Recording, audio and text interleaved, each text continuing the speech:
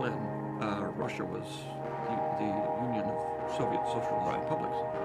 And they'd say, "Oh, but aren't you so glad that you're in America?" I said, "Well, I know a lot of Russian filmmakers, and they have a lot more freedom than I have. All they have to do is be careful about criticizing the government."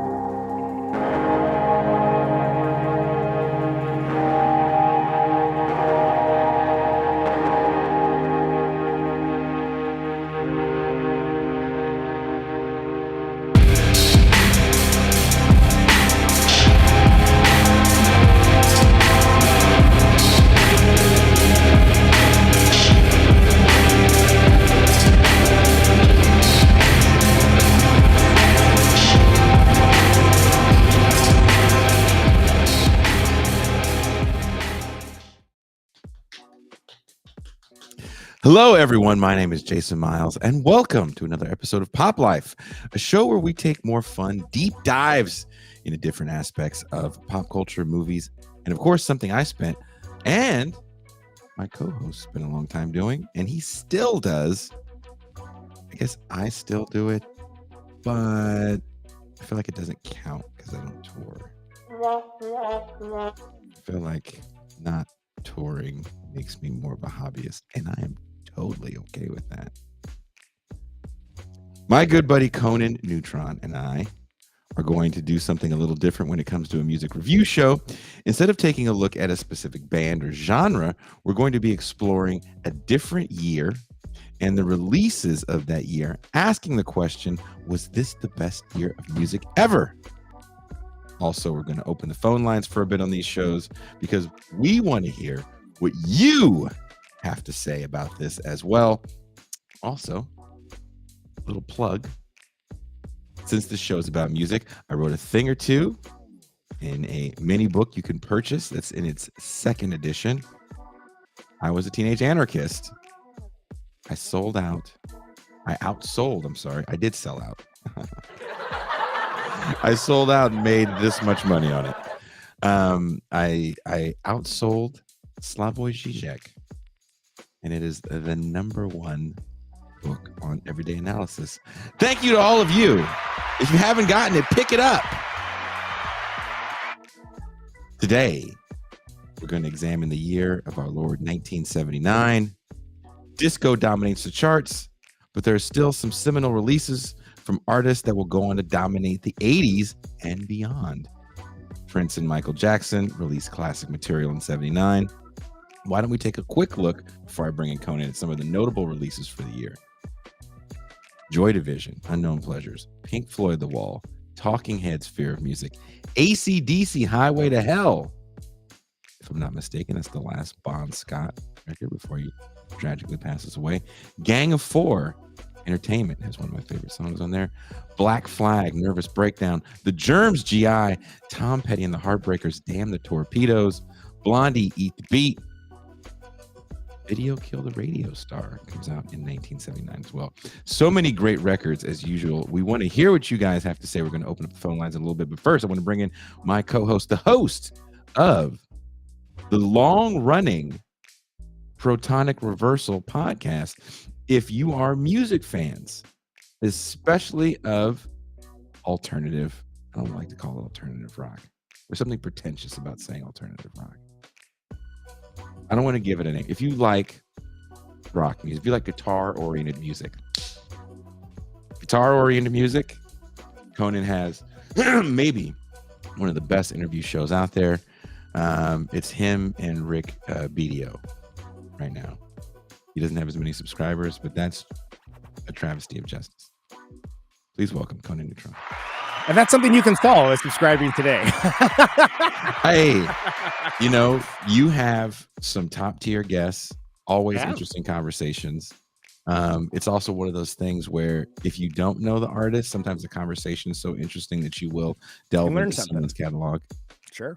Yeah, that's the idea. And I was actually looking through everything that was, which you did a good job of overviewing 1979. And I was like, oh, I've had a bunch of these folks on the show. It's like I had Hugo from Gang of Four on the show, and it's trippy to think about the fact that we're both babies. Yeah. To put it I'm 2. bluntly. We're same age. So yeah, we're both Yeah. about 2 years old in this year. And I didn't realize that Gang of 4 record was that old. Yeah. You can hear it in the recording. There's a certain tone from the 70s that I really appreciate, especially bass tones from the 70s. I don't know if you're the same way. Yeah, really. Well, on that record, especially, even more so than Solid Gold, which I think is equally as good of a record, but not quite as influential. It's kind of just austere sounding and like very odd. There's a lot of interesting sounding records, but not necessarily good sounding records. Like not in terms of it sounds like a band. If you think of a good sounding record as a band in a room, but like bands that like put out really cool. Three Imaginary Boys by The Cure, right? I mean, that's like The Cure before they were The Cure. Well, Robert Smith still had like regular clothes. Yeah, well, and like and they were more rockish at that point too. But then the way that record was produced, and actually, I think this is interesting because my friends at the 1001 Album Complaints podcast, which is Who are coming on this show to discuss 1984. April 6th. Fantastic. That's going to be great. They were going over one of the early Cure records, and there was so much meddling by the record company, like including putting that version of the Foxy Lady sung by the bass player. that like everyone's like, that was like something we did at practice. We don't want that on the record. But there was so much interference with that record that it led to Robert Smith basically overcorrecting the entire rest of his career, and led to him kind of making the ethos that we know of with The Cure, which is the more somber Disintegration and like the more gothy kind of stuff. But like he never wanted to be out of control in his own band ever again. So it's fantastic story. It's a horrifying experience, I'm sure. But even just away from The Cure, I mean, Regatta de Blanc, The Police. Can we talk a little bit about Damn the Torpedoes you mentioned too? I love Damn the Torpedoes. I'm a big Tom Petty fan, but like, are you really? A huge Tom Petty fan. Yeah. You wouldn't necessarily know it, but I think dude just writes good songs. I got to see him live right before he died. I'm a big Police fan, actually. I love the Police too. I think those dudes did something that a lot of bands can't do, which is release, was it 5 records? Right. 5? I think it's about 5. Yeah, and each one is like unique and interesting, and each one a banger. Call it quits. Yeah, and I think the individual personalities, mostly Sting's, kind of overshadow the music, and I think that's too bad, because you wouldn't have this. I call that stuff music for dentist office. Like the Sting solo stuff. You don't like says for I don't mind dentist office music. That's the problem. Oh yeah. The Blue Turtles, wherever the hell that is. Like fine, but like people short sell. They kind of retroactively apply that to the Police. I was like, no, the Police was a hell ass rock band. They were good, man. Like and you could make any pack of white boys that appropriates reggae is always a little sus, but they did so a little more earnestly than, like, say, was it UB40 or whatever that, well, actually, earnestness wasn't the problem with UB40. That's a different conversation. But the Police, weirdly, as a band, has largely been written out of modern history, and which is fascinating. But then there's stuff like STC, right? Like Drums and Wires. That came out that year. That came out. I didn't even realize that they were that old as well. And I think 79 is an interesting year, because that's when, as I'm pulling up right now, some of the records. Buzzcocks, Different Kind of Tension. Not their biggest record, but one of my favorites of theirs. It's like weird as hell in a good way. So we have some super chats we have to get to. Okay, First of all, sounds good. Strom McCallum is making fun of me because I said I'm a big Police fan. Yeah, not of the organization of the band, to be clear. Yeah. He called Jason's Blue Lives Matter Myles. That's fair. That's pretty funny. Yeah, all right. Like I think I'm a big groove person. Sure. And that whole band was locked in for those 5 records. Oh yeah, man. On such another fucking level that by the time they get to Synchronicity, it does feel like the end. Right. There's something about that record that does feel like, well, there's nowhere else these guys can go at this point. No, I highly agree. And I think a lot of times people know the hits, right? But especially the first 2 records, pretty much all bangers. There's some trash from the trash can on a couple of those later records. Like, okay, you could miss me with that song, but The really weird one on Synchronicity where it's like, "Is that my mother on the phone?" yeah, it's like that didn't need to be there. That's nobody was looking for that. I was like, dude, you guys really need to lay off the booger shit.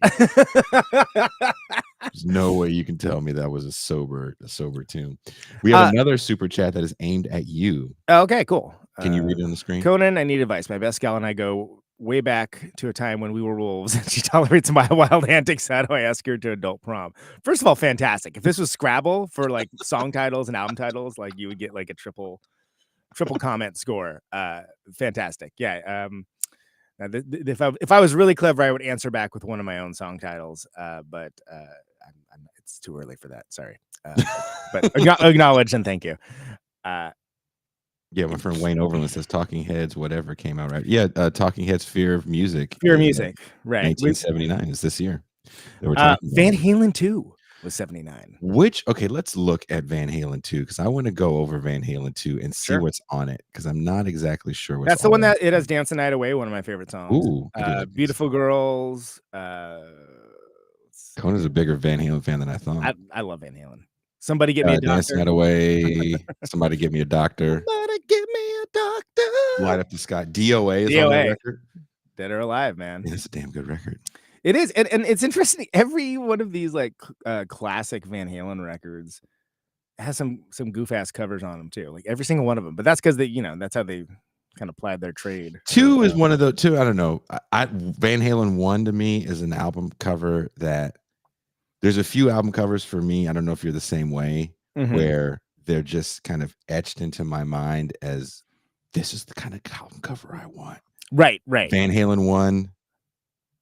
Van Halen 2 looks like this is a serious band. Serious business. Oh, they start with that Dee Dee Warwick song. You're no good, you're no good, you're no good, baby, you're no good. It still bangs. Don't get me wrong. It's just it's wild that for as big of a rock band as they're almost like sort of super cash about what they put on their records, where it's like, although I feel like the first one, it's hard to mess with Running with the Devil into Eruption, right? If I remember correctly.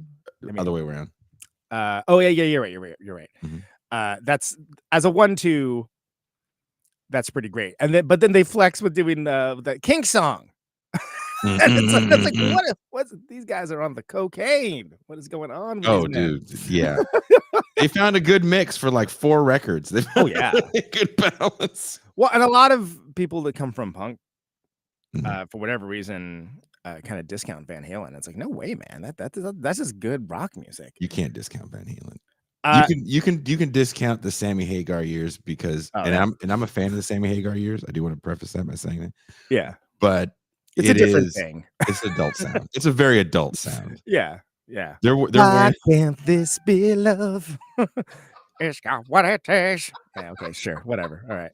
They're having fun up there. Good times. But that's how you know we made it, Conan, when we can do that kind of stuff. Like wear those pajama pants on stage. And just be rocking out a stadium in pajama pants. People are just like, yeah, dude. Michael Anthony is definitely a relaxed times hashtag goals rocker for sure. Kenzo Shibata, friend of show, friend in real life. Kenzo, this is the meanest thing you've ever said. I can't believe this man said this. I can't. The police walk so 311 could run. I'm so angry right now. I was in your town last night. I would have fought you if you said that to me. Oh, you know what? I forget that you live somewhat near Kenzo. Yeah, we have never hung out in person though. Like I was in Chicago. You live in Chicago and around Chicago, right? And yeah. No, he lives in Chicago. Not to narc him out. It's like, hey, everybody, this man's in Chicago. No, I was. Oh yeah, Van Sharon. I forgot about that. I won't acknowledge that. Yeah, don't acknowledge it. That's more hate speech. Okay. But I was in. Last night, watching our tour mates in McCluskey rock it at the Vic Theater, and it was a lovely time. Before we get into some of this music, I would like you to talk a little bit about that tour because, as someone that's been doing this as long as you have, people always tell you that music is a young person's game. Yes, people do love talking about to a certain extent. I get where that idea comes from. But also, if you do it long enough, Right. if you can survive long enough, good things can happen to you at an advanced age. And Advanced age. Like, what, you have like a walker? hey, I know that backstage smells like Bengay. There's all kind of yoga being done before the show.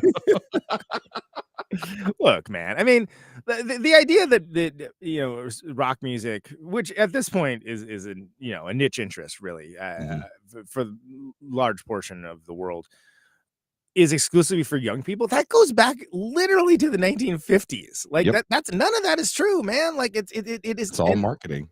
And for me, I'm better at this than I ever was. Now, not last year, not like 10 years ago, 20 years ago. I mean, I am lucky enough, I guess, that I found out my final form for music. It just happened to be at 36, where it's like, oh, I've been messing up all these years. Okay, right on. Well, I'm doing it now. And I think there's something to be said. I first of all, I hate the reunion industrial complex where just bands don't ever go away.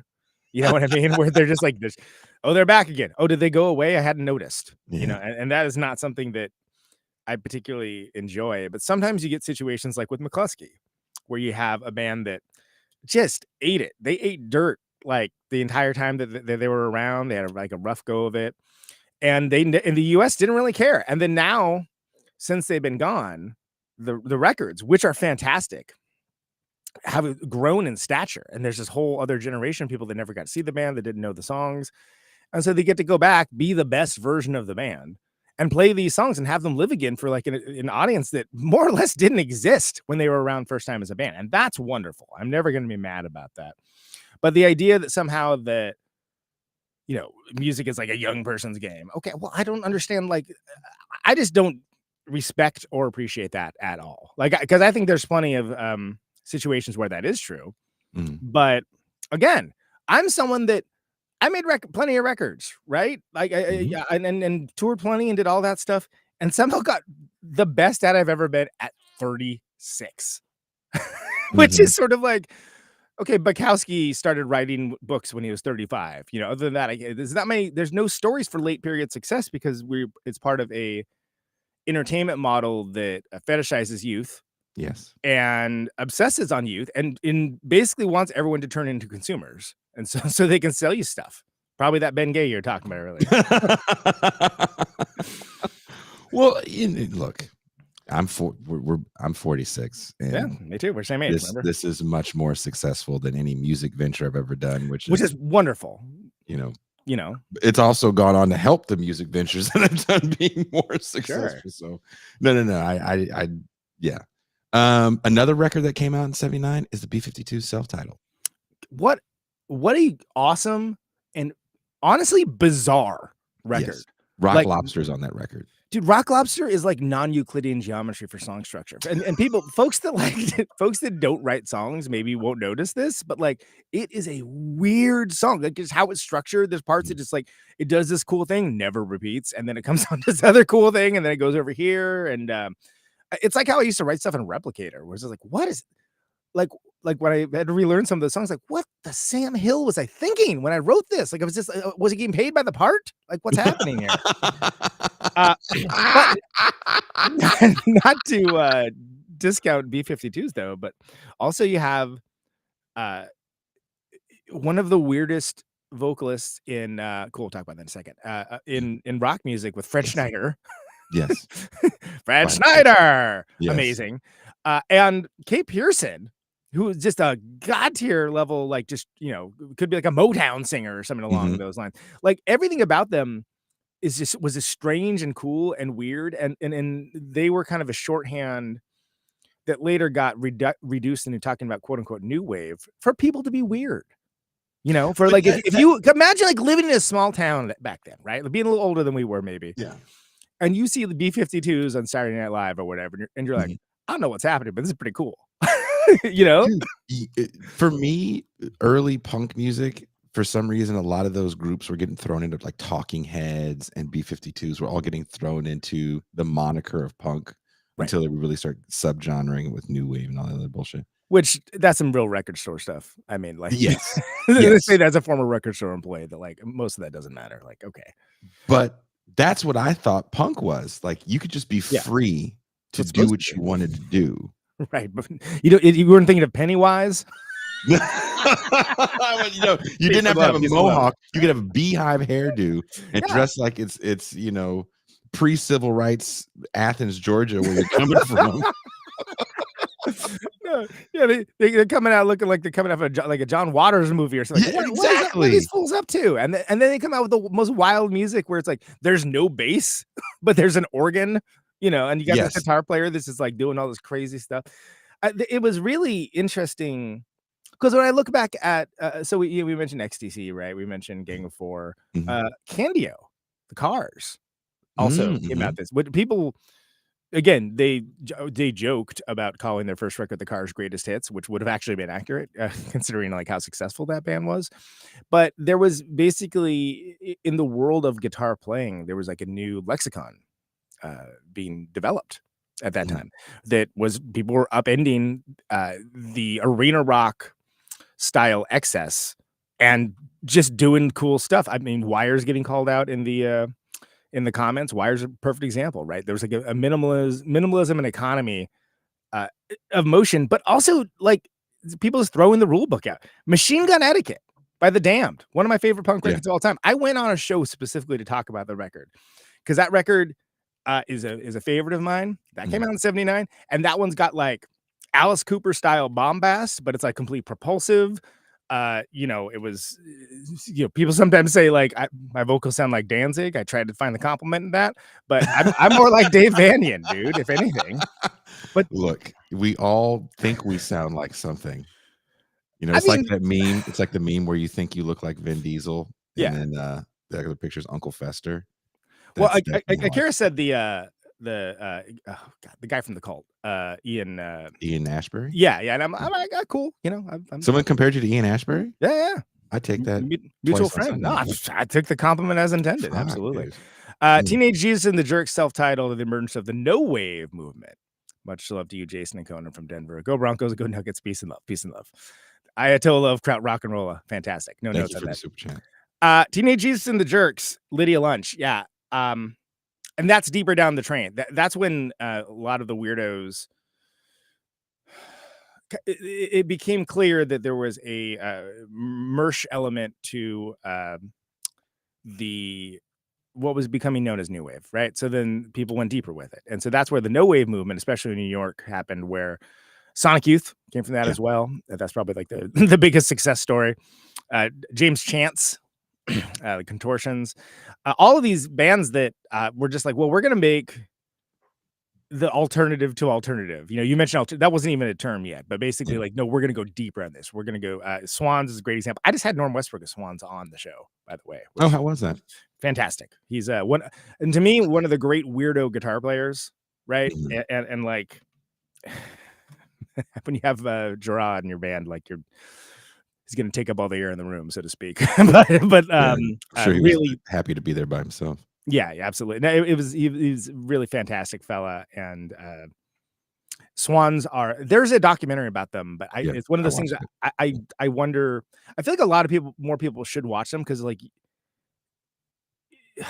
nerds know, Mhm. right? But like, and I count myself amongst them. But their story's an interesting one because when people do know them, they know about the more recent stuff, which is I don't want to say it's mellower, but I mean that was an oppressive band. That band was like a steamroller, like just crushing things in the street for the longest time, and like genuinely terrifying. But is that another case of if you stay around long enough, you can achieve a certain amount of commercial success? Yeah, I mean they carved out an audience, and then they went away and carved out a different sort of audience. Yeah, That a was very different audience, yeah. that like again people were like not even like more aware of the early days to that. So I mean that's interesting, and we're taking in framework for rock music. You mentioned Highway to Hell, which is one of the biggest rock albums of all time Until they until released the the follow-up. next one Yeah, Back in Black. with a new singer, which Who does that? So Strom says the Incredible Disco Man, the best album of What is 1979. that? Incredible Disco Out Man. of maybe the Donald Duck record. I don't know. Donald Disco Duck. No, It's but for yeah, disco who duck what reference. band does that? Again, maybe Van Halen. Sales Yeah. wise, I I mean, can't it's think of another band that changes a front person. was that James Brown? Really? What about James? The original Disco Man? Is that what he said? James Brown? That's a James Brown record. It's a James Brown has a disco record. Like if James Brown was Yeah. releasing the records in 1979, was that when he was on like all those break beats that people sample? Yeah, I think Yeah, so. okay. What's funny is like imagine having a career so all encompassing and artistically fulfilling that people just like casually forget eras of your work. Like David Bowie, right? He had some Oh, that's a cornball perfect example. albums, but Yeah. nobody remembers that stuff, you know? Like everyone's like, oh man, no, it's Berlin Trilogy and like Ziggy Stardust. Yeah, I love all that stuff too. You But know man, who we haven't named, Conan? Gary Newman. Gary Newman, who just who's still out, still going, and kind of buddied up with all the industrial mans now, and Yeah. like he's on that circuit, which is fascinating because yeah, Two-Way Army first, then Gary Newman solo, and yeah, weird, like it's weird that Cars was a hit, because it's a cool tune, but that was a huge hit, and it was like real early on. Mm-hmm. And MTV. Can we give MTV its props? This We is should. 79 is before MTV hits in 81, but groups used to do these kind of commercial videos for their label, right? for singles. So there was always videos being made. That's why you can see like Aerosmith videos from 77. Right, because they were like promotional films, right? Yeah. They were there, and we just missed for this year. Are We Not Men? We Are Devo, which of course they were one that really took advantage of the forum to incredible success a year later on the Freedom of Choice record, which of course with the ubiquitous Whip It, which is how most people still only know the band now, but. So real quick, yeah, the AC/DC Highway to Hell and beginning Back in Black. There's no story I can think of that like we have that level of success where you change up something, an iconic singer who dies, of course. I mean, just to put it out there, with a different singer, and the band becomes more successful. Insane. Crazy. It's insane. And a lot of people hate on Back in Black that are Bon Scott aficionados. You're idiots. How can you hate on that record? People that like being contrarian. I mean, first of all, they're all the same record. So the Young Brothers would be the first one to bring that up, right? It's like, but you got that going on. Birthday Party is going on. Getting back into that post punk pop group. The Germs released their record. Germs, man, yeah, and. You have a lot happening on both sides of things. Like you got Dynasty by Kiss, right, coming out, and you also have the Clash, right? I mean, like, people forget like the Clash is going to be one of these Fakakta biopics, I'm sure. But London Calling comes out in 1979. Mm-hmm. The idea of there being like an album that sprawling, and it was their third record that was ostensibly a punk rock record, right? It was mind blowing, and. Greatest album cover of all time? It has to be. It's got to be up there. It's in the conversation. I mean, it's so good. It's up there. So good. Name me a better album cover. For me, Kiss Alive. Kiss Alive's very good. That's a great cover. Yeah. London Calling. I know people are like, well, that's dead rock. I don't give a fuck. It wasn't at one point in time, douchebag. Everything becomes old people music, you dumbass. I mean, I never understood how people like trying to shit on you. Like, oh, it doesn't sound dangerous now because it's not 1979. Yeah, it's not supposed to. That stuff was like from Mars back then. And but you also have people innovating too. Neil Young does Rust Never Sleeps, 1979. That was a big record, but that was like a bizarre record, even for Neil. That he would get more weird. I mean, he did his synth record at one point, but like, yes, he did. And he did Everybody's Rockin' because he did that synth record, and the record label was like, "Oh, yeah, it's good. We just thought there'd be some rock songs." Like, "Oh, you want rock songs? Fine." And he made an album. I kid you not, Jason. He made an album called Everybody's Rockin' that was all 1950s rock and roll. Right? That was his response to that. So it's like the biggest like that's Neil Young for you. He's that much on the piss take of like, no, I'm gonna make you want rock songs? I'll give you some goddamn rock songs. Here you go, douchebag. And like he went out in like these 1950s suits. I know I'm going to talk. And banged out these rock and roll songs. Everybody's Rocking was the name of the That was the one record. where we had like a lot of the MTV Amazing. videos and stuff. Yeah, right? yeah. Yeah, I And remember that. it's not bad too, but it's such a Neil Young thing to do. So why I'm bringing that up is that that's an artist that continue to innovate and change. Sparks, number one in heaven. I'm a huge Sparks fan, as anybody knows who knows me. They worked with Jojo Moroder, but rather than just make a disco record, they made this like bent, warped synth pop like kind of masterpiece that honestly, there's in bands that owe their career to that record, and they chose not to be in the Sparks documentary. That's the nicest thing that I'll say about that. But I played that after we saw the documentary. I played it for Lindsay because she wanted to hear some of it, and she's like, "Oh my god!" And I was like, "Yep." It's like this. He's like, "What year has come out?" 1979. Oh my god! It's like, "Yep." So Prince's self-titled record is 1979. is it really? Wow. You see, it's funny because we think of him as like 80s, right? But like, He takes over the 80s, but I Want to Be Your Lover. sure. That's the first song off that record. Didn't We're Stevie introduced. do a record too that year? It was a Who? Secret Life of Plant. Stevie Wonder. I think he did a record as well. Let's see. Stevie Wonder is one of those people that has a gajillion records. Yeah. And you just buy the greatest hits. And then if you actually like dig into the albums, you're like, oh, yeah. I only got Greatest Hits Volume 7. I didn't realize. More greatest hits. Stevie Wonder is also one of those guys that I really like. I can't remember who said it. Maybe it was Questlove. Ugh. But Stevie Wonder has to be little Stevie Wonder for all those years. That's right, because he came up in before you get to Intervision Stevie Wonder. Yeah, man. And Songs in the Key of Life Stevie Little Wonder. Little Stevie Wonder. Can anyone do that now on that same level where you're going to release these just deep? You're writing and producing at this point. You don't have to have a team of people in there to help you do what you need to do. There's no such thing as artist development anymore. You have to have a hit immediately or it's over. Like it's as far as on that level. Yeah. So I don't know why that brought it to mind, but John Lydon, the second PIL record, Metal Box. I was going to ask you about that. Yeah, man. Talk about someone with because he was Sex Pistols, right? I mean, it was ubiquitous. And then he decided that he wanted to do something different. No one wanted that. But Keith Levine, some of that guitar stuff he did, especially on the first record, but also on the second, Jaw Wobbles on bass. And I was lucky enough. I've had it's been a while, but I had Martin Atkins on the show.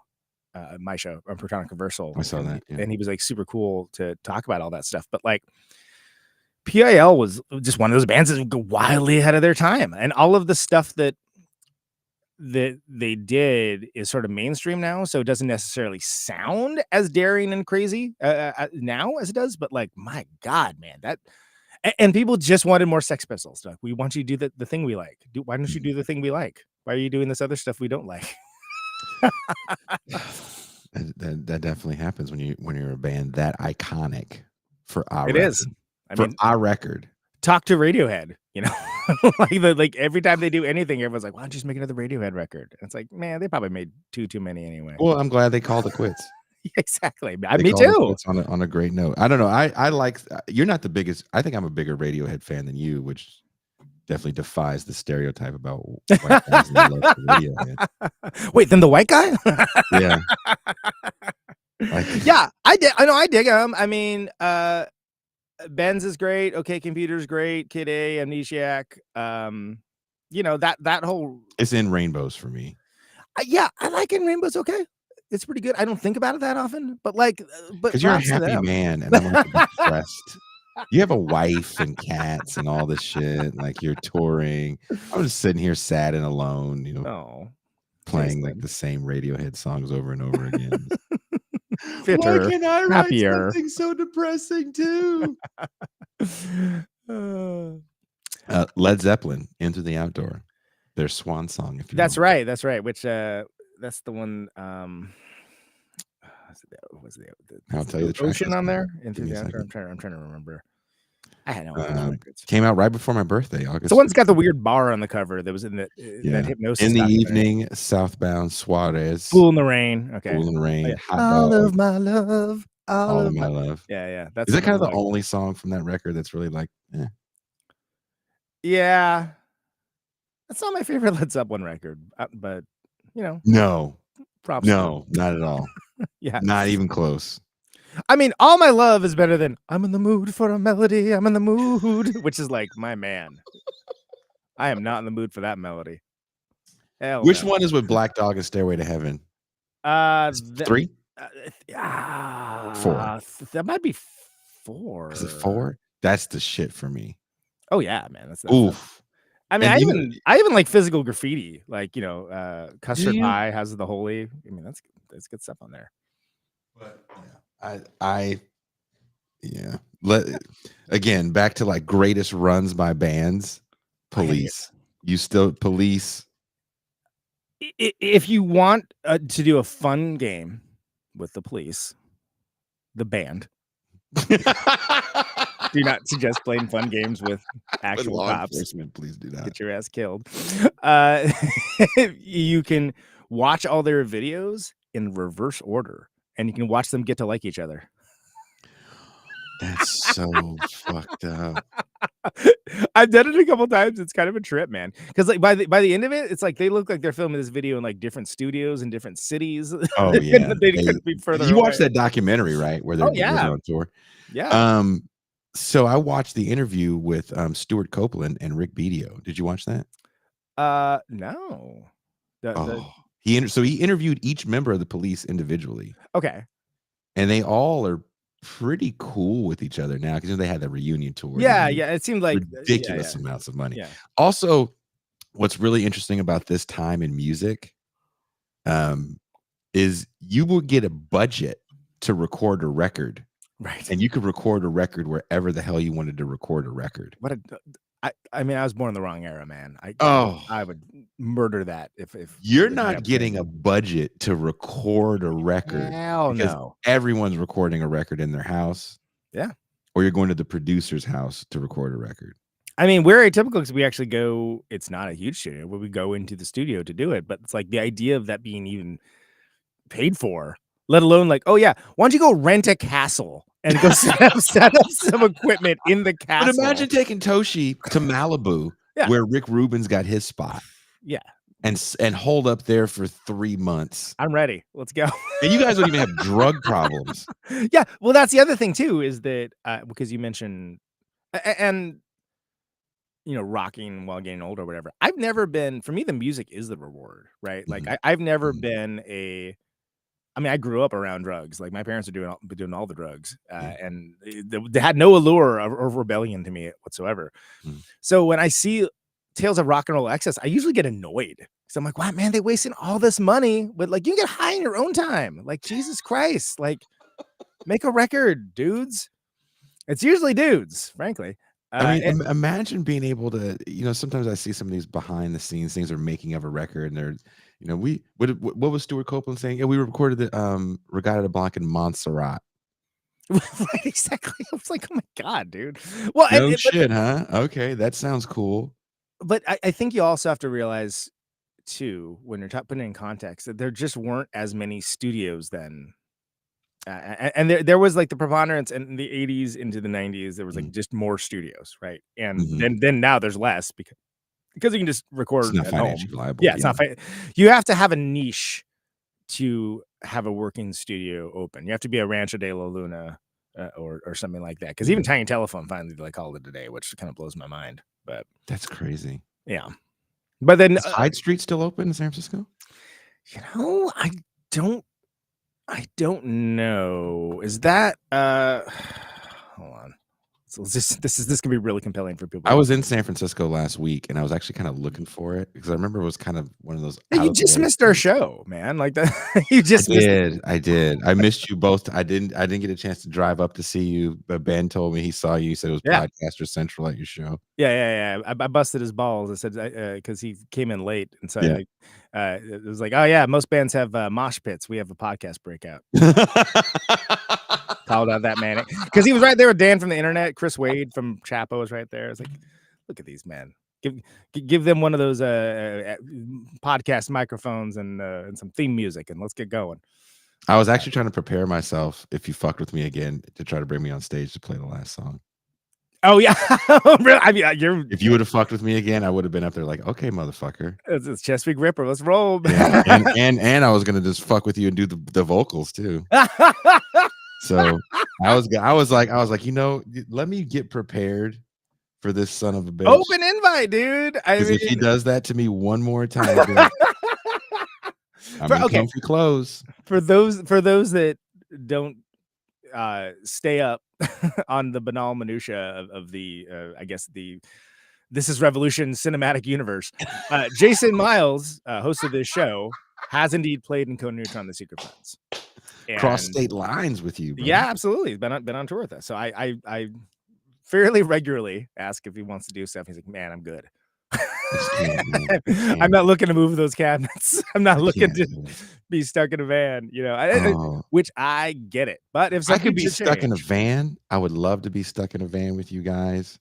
I would love to talk music with you guys. Yeah. Sounds like this show. I would not love to load in and out. Yeah, it's that's all. I don't love that either. That's the only thing, you know. I told you when I saw you in San Francisco, I saw those dead cases all over the floor. I was like, oh man, you gotta move that shit. Because sometimes you're thinking, hey, I miss this, and you're like, oh, I don't miss it that much. No, I know. Well, I mean, you finally got to a point where most places you're gonna play is gonna have a green room. Yeah, that's a huge difference. Man, some of them are like the loose suggestion of a green room. Freaking one I'm not going to mention which venue. One of the venues, great venue. The green room looked like a European squat. I'm like, what is happening here? You're in a major city. You know what's real funny? Together? Have you ever? I know you haven't done as much international touring, but it doesn't really matter. Yeah. You have to really get to that like arena level to find bathrooms that aren't disgusting. Man, that's all I'm asking. I need a place to change, and I need a place to take a dump. Those are the two things that I need. And like, I don't care about, you know, you can get comfortable. A lot of stuff. There was a place in Brazil we played. I don't know what part of Brazil this was. I can't remember the city, but I remember that there was no toilet seats. Oh no, honey, no. God damn, man. I will never forget, because I remember that we would see people walking around. They had like toilet seats on their backpacks, and we're like, "Where the fuck part of Brazil are we in?" That is super strange. What is this? and then I was bitching to Alex. I was like, "Dude, there's no toilet seat." And I took a shit. That is rough. That is rough on a different. I mean. Look, a lot of times when you're touring, you got to get in. That's one of the reasons why, like, some venues when it's run by someone who has toured or does tour, it's like I was like, oh, thank you. There's no leather curtain or something for the shitter. And they'll have like a shower. Yeah. Oh my god. So the best. First time I ever played a venue and it had a shower and like washer and dryer. I'm like, I feel like I'm an emperor right now. This is amazing. Wait, what place was that had a washer dryer in it? Funny people. Well, Bottom Hill did for a long time, but I mean, recently Echoplex did. I did my laundry. Oh, Echoplex I've never. Yeah, it was great.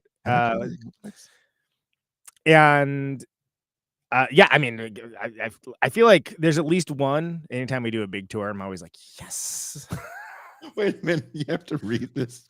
I was sitting here talking to David Yao from the Jesus Lizard, not to name drop, who was at our show. And I was just talking about just like how great it is to play a place that has a washer and dryer. And we were just like kind of like bonding about like, oh yeah, man. Like, because the thing is that because those men toured like crazy for like years and years. So that's the kind of stuff we talk about. People think it's like groupies and cocaine, man. No, we're talking about doing our laundry. No, we came up in the wrong era for that. Yeah, right. Does It's a Conan bunch do? of dudes in the audience, and if there is any female, if you're like well, Conan's married, but no. I Bottom mean, line is just no. we have a pretty our crowd, such as it is fairly co-ed. It's not like some of these like go to a stoner rock show. It's like just beards and bellies, man. That's all you Oh see. yeah, all the dudes look the same. Oh, is that there's a dude with a beard and a beer belly, and here's a more different dude with a beard and a beer belly. Peace and love, peace and love. Does Conan do land acknowledgments at his show, and will Jason partake? That is going to be a double no. I'm not sure of it. I understand the reference, but Land an acknowledgement where you acknowledge that you're playing on native land. You name the tribe of the land that you're playing on, dude. And then you stop after. Then you go, all right, that's enough. On with the show. Look. I'm a busy man. I'm sorry. Like, peace and love, but I man, that sounds exhausting. Coach says we need a bandwidth acknowledgement. Occupied Call of Duty gamer Borderland. Fantastic. Getting us back on track. Wire 154. I mentioned them very briefly. Yes, you did. Yes, you did. I'm literally staring at that album cover right now, which is a very late 70s. I would say even almost 80s album cover. Right. And that's kind of they went a little goth on that one. Chairs Missing is my jam. But they did outrun. It was Pink Flag, Chairs Missing, 154, where it's like genre-defying records, like just in rapid succession. And it's crazy that 79, they're in their original run, they were kind of starting to wind down, and there's a whole regrettable 80s set of records as well. But it's again, it is straight proto goth Cure. I mean, because the Cure themselves are doing Three Imaginary Boys, which I love. But as I mentioned earlier, that's more or less a weird rock record. That's like the post-punk record, right? And then because they were Robert Smith was getting messed with, he basically became the Robert Smith that we know, control enthusiast, and developed his sound. I mean, I shouldn't say like it's a bad thing. Like, look at the thing with was it Ticketmaster, right, or Live Nation? What was it? All these corporations. Live Nation, the whole thing about the fees. Good for him, man, because he's using his platform. He's using his platform for good, and also, man, people clowning on that man because he's gained weight. Like, how old is he? Like, you want him to look like the hot, pretty, like goth boy, like in his 20s? Dude, this man is a senior citizen. Yeah, he's got an AARP card. He's getting discounts at Denny's. Like, don't get it twisted. Cut him some slack, and whatever. Oh, he gained weight. Oh, well, he's happy. So, like, maybe we can give it to him. Jesus Christ. You're so freaking shallow. Donna Summer has Bad Girls. Oh, yeah. Oh, yeah. Massive record. Diana Ross has that record too. Diana Ross has Hold On. The Specials has their self-titled. I'm pulling it up right now. Who's singing in Black Flag in 79? Which singer is that? Ooh, that might still be Keith Morris. That's what I thought. Yeah, because that's gonna be real early on for them. Because is it Nervous Breakdown Keith Morris? Yes. Okay, so I thought. Yeah, let's see. So they were. Let's see. Panic was till like 78. So it probably would have been Keith Morris. I think so. Motorhead release. I should freaking know this. I've had like these. I've had multiple people from that band on the show, but Ayatollah says Keith Morris. I believe you. Yeah, that sounds right.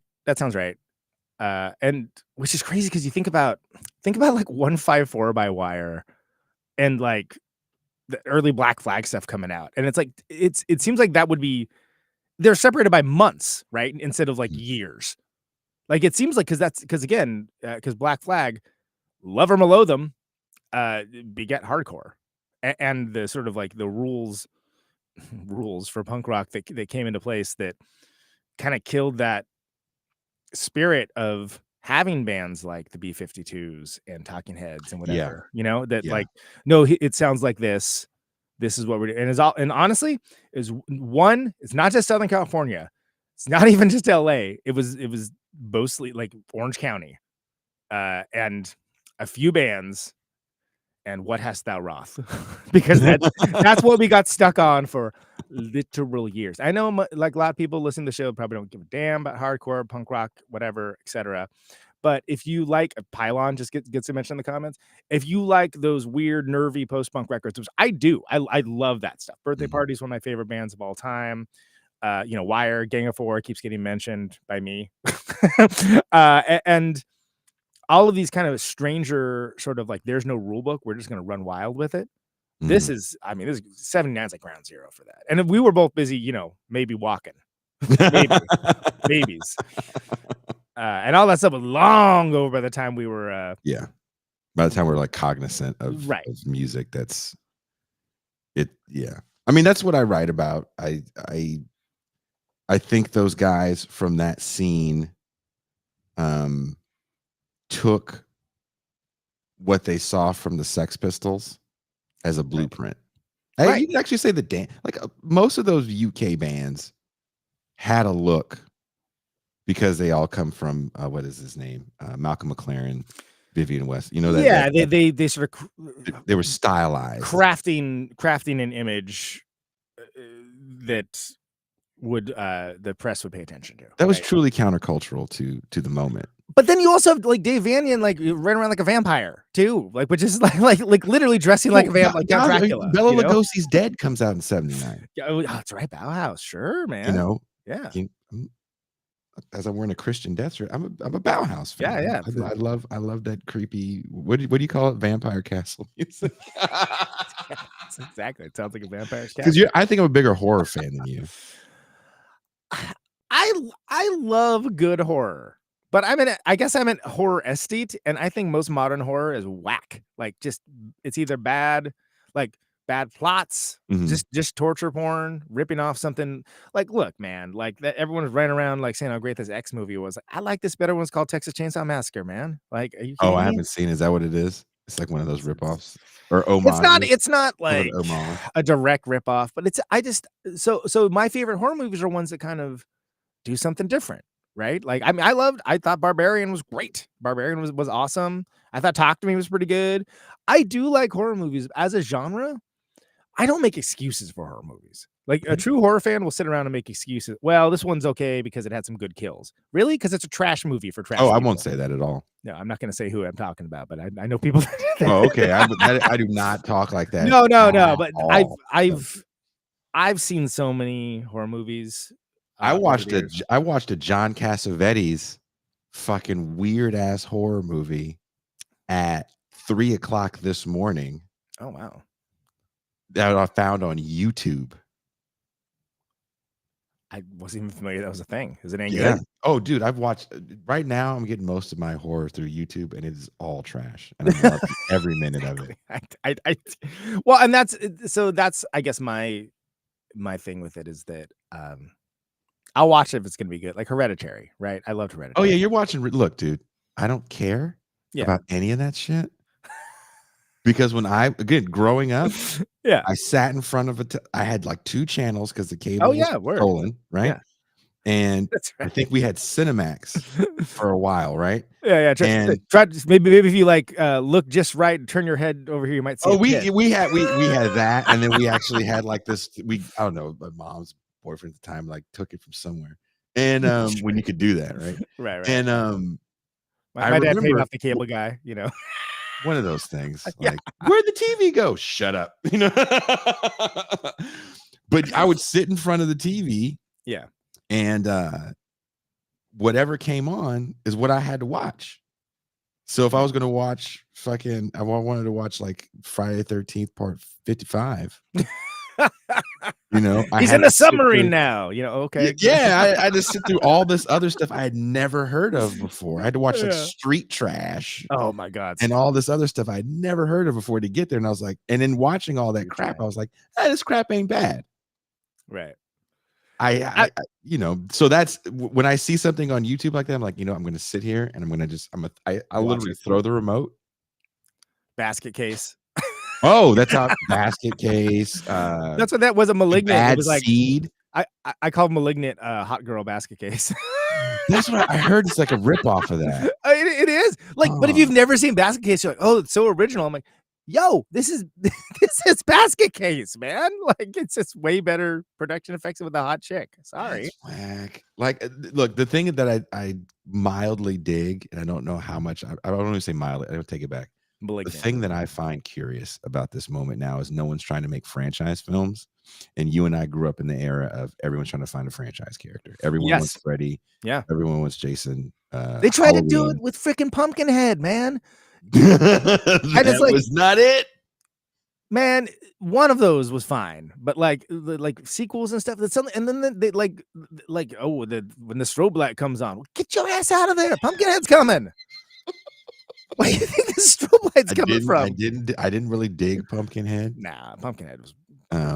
It definitely terrified me to go to West Virginia, but Well, I mean, look, that's there's good then I reason went for to that. West Virginia and it was totally fine. I was like, Pumpkinhead ain't here.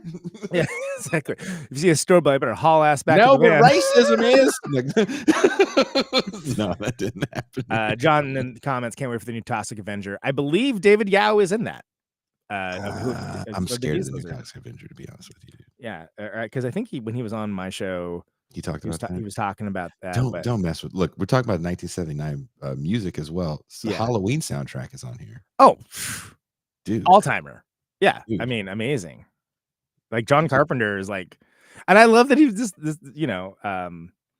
He made all these iconic soundtracks Mhm. to his movies. It was largely because he just, well, I don't want to hire somebody. I can do that myself. I'm glad he did. Tony went and saw him like do a show.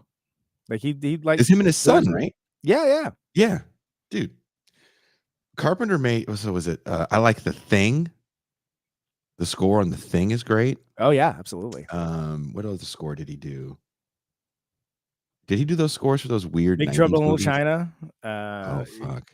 Yeah, I mean he's freaking. We could do it. We could look if you want to do a Fuck movie night around. extravaganza show. We could talk about the Carpenter 90s years for the movies that no one talks about. Oh, that I actually like really enjoy. vampires and No, I'm talking the trilogy he has of.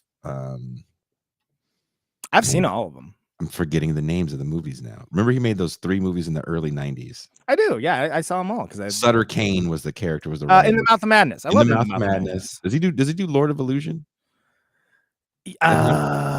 No, but I think you're thinking of God. Hold on a second. Let me just look. Someone said John. Oh, Carpenter. I said all right. So In the Mouth of Madness, 94. Village of the Damned. Then he goes back to Escape from New York with Escape from LA. Vampires is 98. So I was right about No. So what he Prince does, of Darkness, are you thinking of? Prince of Darkness. It's 80s. Prince of Darkness, It is Big Trouble in Little China, then Prince of Darkness, then They Live. and then after They Live, he does, Memoirs of an Invisible Man. But then after that's In the Mouth of Madness. and then there's another one after In the Mouth of Madness. Village of the I Damned. think that's the trilogy then. And then, Escape from LA. Vampires. Everybody forgets about Vampires. That movie is jacked up. James Woods. I can't take James Woods. Man, he is an a-hole know who in else that comes movie. on That character sucks, man. It's like one of those things where it's like, are we supposed to be rooting for this dude? Because he blows. He's horrible. James Woods, dude. Daniel, one of the lesser Baldwins is in there. Daniel Baldwin. Cheryl Lee's in that. And Oh, damn. she got done dirty in that movie, but she's naked like a lot. But I'll watch it. I convinced you. Huh? Before we open up the phone lines, some records we haven't mentioned. Joe Jackson. Oh yeah, I like Joe Jackson. I don't know if yeah. you- Joe Jackson's good. I definitely had a do chip you on my call that? shoulder. Power pop, I Is guess. that what that is? Yeah, I think. Dude, Stepping Out. I fucking love Stepping Out. Yeah. I don't want to call it. Is it pop though? Is it kind of standardsy almost? Yeah, Like edgy Michael Bublé? What do you call him? that's what. So Look Sharp is the one. Is she really going out with him? Is on right. Oof. Yeah, I don't know. I don't know what. I kind of always called it power pop, and I guess I don't know that's come to mean something a little different. But oh yeah, one more time. That's that one. Crass. Yeah. Oh yeah. Absolutely. Feeding of the 5,000 comes out. Crass and Clash. Same year. Susie and the Banshees. If no one mentioned Susie and the Banshees yet. I'm surprised with all the talk of the Cure. I'm shocked we didn't, but yeah, that's a Thin Lizzy, Black Rose. I think is that year too. Which we invoked Van Halen, invoked AC/DC, so we got more Oh, a little after Thin dude, Lizzy. at the end of the year, fucking Christopher Cross. Oh. Woo! That's my shit. Sailing takes me away. There it is, everybody. There it is. Your host. Unknown Pleasures. Have we not shot? We shot at all this spooky We movie. said Unknown Pleasures. But have we not talked about it though? I mean, Joy Division. Think about a band that obviously had a horrific end, but every kid, man, they go through. They get that Unknown Pleasures record and flap the cape around their face. It's like every year. It's like one of those all-timers. She's lost control. Oh, I'm so edgy. I love all that stuff, by the way. But I mean, come on. But why don't they do that with Christopher Cross? Is the question. That's the question. You're not asking the right fucking question. Because Ian Curtis didn't stick around long enough to sully his legacy. I mean, to put it bluntly, like I love New Order. I think New Order's great, but it's the vibes are way different, obviously. Yes. The Fall released 2 albums in '79. They're both very great. Live at the Witch Trials and Dragnet. Throw in some love for the Fall. I love the Fall. Fall's great. When you can release 2 albums in 1 year, that's a whole different. Again, that's a whole different time, man. Dude, but can I tell you? Like, first of all, I'm no Marky Smith. Okay. And we can all be thankful for that. but if I was in a situation where there was a demand to do that and or resources to do that, absolutely. I love that. Like Creedence Clearwater Revival, they did that same thing. All those banging records, they were all like, boom, record next year, boom, record next year, boom, record. And it was like that short period of time, right? Wire, like we keep invoking Wire. Like all those records are like within about a year of each other. It's nuts. Like I like that kind of stuff. And I think the idea now is you make a record and if it's a hit, then like it's just like people just want to see that record for forever because people now are trained to acknowledge and appreciate things that they already know or that are familiar rather than all the stuff we're mentioning are sort of like stuff that push things, even like the Donna Summer record, right? Yeah. I mean, it's not what it inspired isn't really my jam, but it's hard to argue against the influence. I mean, Jesus, like it's like that, and that was like her 7th record or something too. It wasn't like a debut. She'd been around kicking for like forever, and I think she was the first female artist to have a number 1 hit and hit number 1. I think so. That seems right. I mean, that's the number 1 record of that year is Donna Summer, either her or the Beatles. Yeah, and huge. Bee Gees. I said the Beatles. Bee Gees. I meant the Bee Gees. Oh, sure. Yeah. Who again? Bee Gees had a whole Blue-Eyed Soul career before hitting with the Saturday Night Fever stuff. Like Night Fever, which is great, but like they like I started to choke. That started the whole. Which most people know from the Faith No More cover, which rules. But like Bee Gees. They like if you listen to this early Bee Gees record before they went disco, you'd be like, wow, this band's good. Who is this? Like, it's the Bee Gees. It's the Bee Gees, yeah. Fuck out of here. Really? I thought the Bee Gees were the Beatles for the longest time. Remember they did the Sgt. Pepper movie that came on TV all the time. Right. Which they do not, that Bee Gees documentary, which I can recommend. It's worth watching. They skip that's in there for like maybe like 5 seconds. Clearly somebody did not want to talk about it. Because I thought the Bee Gees were superheroes. Because totally. And like it was a big deal. And they just like clearly someone's like, yeah, we're not going to let this documentary come out if you focus too much on that whack stuff. And it's like, no. Oh, I'm sure it's embarrassing for them. But for me, I was like, look, there's a few things that I remember as a young person growing up. Kiss terrified the shit out of me. Right. Which sounds adorable now, but understandable. Dude, terrified the shit out of me. I get it. I thought the Bee Gees were literally superheroes after watching. So I used to love when that would come on TV. And I think it's because that wasn't a hit that that they kind of backed away from it. I think it's the reason why. By the way, did we mention Blondie? We did it early on. Blondie did say Blondie. Eat to the Beat is on there, which Heart of Glass is on that record. I think it actually might. is it that one? I thought that was Parallel Lines, but Atomic's on there, which is one of my favorite songs. That one cooks, man.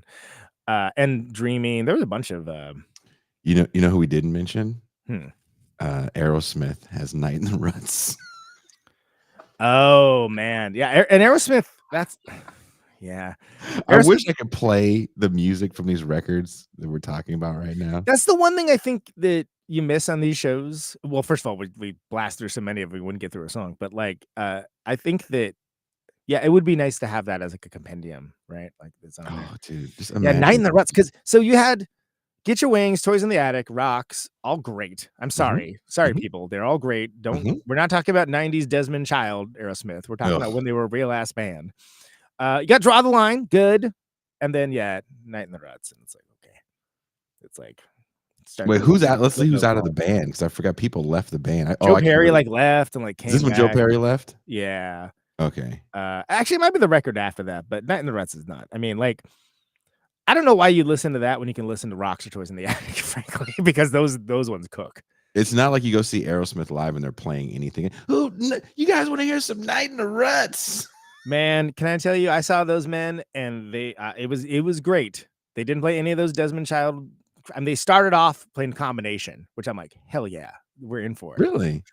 And they played like all of like their best songs. It was an awesome show. The one thing, man, they're like, all right, we're gonna do some songs from Honkin' on Bobo, which is their blues record that came out. I swear, man, it's called Honkin' on Bobo. I know exactly and it's a harmonica. Yeah. That like is Yeah. Bobo. Oh yeah, whatever, sure. I know exactly the record. Trash from the trash can. It was mind-numbingly bad, but like clearly they were having fun doing it. Like that was like probably their favorite part of the set, you know. But I was like, man, I'm gonna go just walk around. I don't need to see this. This is embarrassing. We're gonna do some stuff with Done with Mirrors, guys. Yeah, exactly. Here's some Done with Mirrors stuff. No, man, no. I seriously Done with Mirrors. Wow, yeah, I forgot about that one. That one's good. That one's pretty dire too. That's the one. That's when they all get clean and they're in the studio like this the whole time. Well, it has that Joe Perry project cover. Let the music do the talking. Oh, they did. They did, and it had nothing. There was nothing good to say about it. Sorry. Yeah. So sadly, there are some bad releases from this year. Can releases their self-titled record in '79. R.I.P. Damo Suzuki, man. Yeah. Can's a band I like, and I always feel like I should listen to more. But you have the Vitamin C song, and that was enough for you. Vitamin C's awesome, dude. That's a fucking jam and a half, man. Especially it was in. Let's not be those pretentious douchebags and lie and act like we fucking have deep dive into Can. Like, I definitely. I've listened to their stuff, but nothing really hit me as hard as like the big song everyone knows, which is in what movie is it? Inherent Vice. It's like plays a prominent role in Inherent Vice. That song. Thanks for remembering that film. Yeah, I feel like everyone forgot about it. Even though it's I watched that one. I still haven't stayed up to watch the whole thing because I always watch it at night, and I'm always like, I have to figure out how this ends. Yeah, no, it's a good movie. I like it. Yeah, real fucked up film. Lou Reed releases Bells. Which one is that? Bells. I'm not a big Lou Reed fan. Yeah, I mean, so you got okay, the Bells is his 9th solo record. God damn, that man had 9 solo records before that. Yeah, 9 records I still don't care about. I just never really gave a shit about Lou Reed. I don't know why. I Want to Boogie With You was on it. All right. I really want to play like 10 seconds of it so we can just like... Really, Lou? Well, which is the one that has Walk on the Wild Side and that's when he's with the Velvet Underground. No. Walk on the Wild Incorrect. Side? Nope. It is absolutely not. Is post Velvet Underground. It's post Loaded even. Yeah. Marianne Faithfull has a record in '79. I think it's let's see. Okay, yeah, Marianne Faithfull. Yeah. Was it Conan? He does have a lot of records. Who was letting this guy release so many records, man? It's like I love Lou Reed, but that's a lot of Lou Reed music. Is it Transformer? I think with it. There's Transformer. I think it's the one. Conan, there's a review on here. What's it say? It says this is Lou Reed's Spinal Tap moment. Whatever diehard fans find to applaud within the storytelling, and no matter that the artist himself feels this was some of his best songwriting, the overall result is farcical. Reed Yeah, man. abandons his own vocal identity to adopt a Cockney punk delivery on Get the several. fuck out of here. What record is this? This is the one. This is the bell. 79? This is Look, Rob. I ostensibly like Lou Reed, but that means I like 3 or 4 songs of his, and I admire Metal Machine music and never want to listen to it. You know what I mean? Can you just say like, nah, I dig a few cuts. I don't have to say I like him. Oh, I think he's a horrific human being to a lot of people. Right? And I think he's mad overrated. I do like him though. It's just that like I don't want to listen to it, you know? Like, what was Metallica's draw to be like, let's make a whole record with this cat? It sounds like Grandpa Simpson meandering over a Guitar Center is what it sounds like. But they made it. I mean, good for them. They made it. Yeah. Everybody hates it, but I'm like, you know what? They still did it. They didn't need to do that. I mean, I'll give it up for them. Honking on Raw Boo Boo. Boo Boo. Raw Boo Boo. Wow. Thank you very much, Mercutio. More like Aerosmith honking on Raw Boo Boo. I gotta say, at some point, they were in a room like it's called Honking on Bobo, and there wasn't someone to go, really? No. What are you really gonna call it though? Like somebody should have said no. They had a song called "Dude Looks Like a Lady." Oh my god. There's a and video no for one it. said, I remember. No one said can we change it maybe to nah, man? If it's not "Dude Looks Like a Lady," we walk. We just ain't gonna. We're walking, brother. You know. At that point, it's like honking on Bobo, huh? Well, these other shit songs all hit, you know. I guess put in context, honking on Bobo wasn't that bad. When you think about the goofy shit, anytime someone puts a microphone in front of Steven Tyler, yeah, he starts talking like a person that hasn't had a home for a long time. And they still find ways to do copious amounts of methamphetamine. Yeah, man. Because he gets to scatting in the middle of an interview, and you're like, "What are you doing, dude?" And he looks like he looks like your friend's mom that'll like let you drink at home as long as you don't go outside. Like he looks like wine mom. Oh, shit. Yeah. I shit damn near shit when it said he looks like. The mom, that's the cool mom that lets you drink at the house as long as you don't try. That's exactly it, man. I mean, tell me I'm wrong. Hella testing the kids' cocaine. And I'm the one to just like is telling people to lay off Robert Smith, you know, chunking up. Dude. But like, look, man. But Robert Smith doesn't talk that much. Exactly. If Robert Smith talked as much as Steven Tyler did, then I would goof on his ass too. He might say some Robert Smith. Props to you for not, you know, feeling that you have to be a part of this everything I do. You have to see ass world of social media, and you can still have some mystery about yourself. Right. Really hard to interview. Steven Tyler, you put a microphone in front of him, and he gets to like boom bop bop bop bop. Like, what shit? So rotten.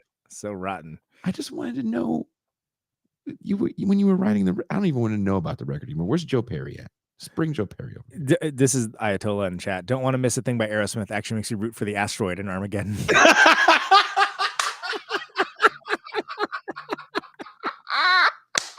Got their ass. Damn.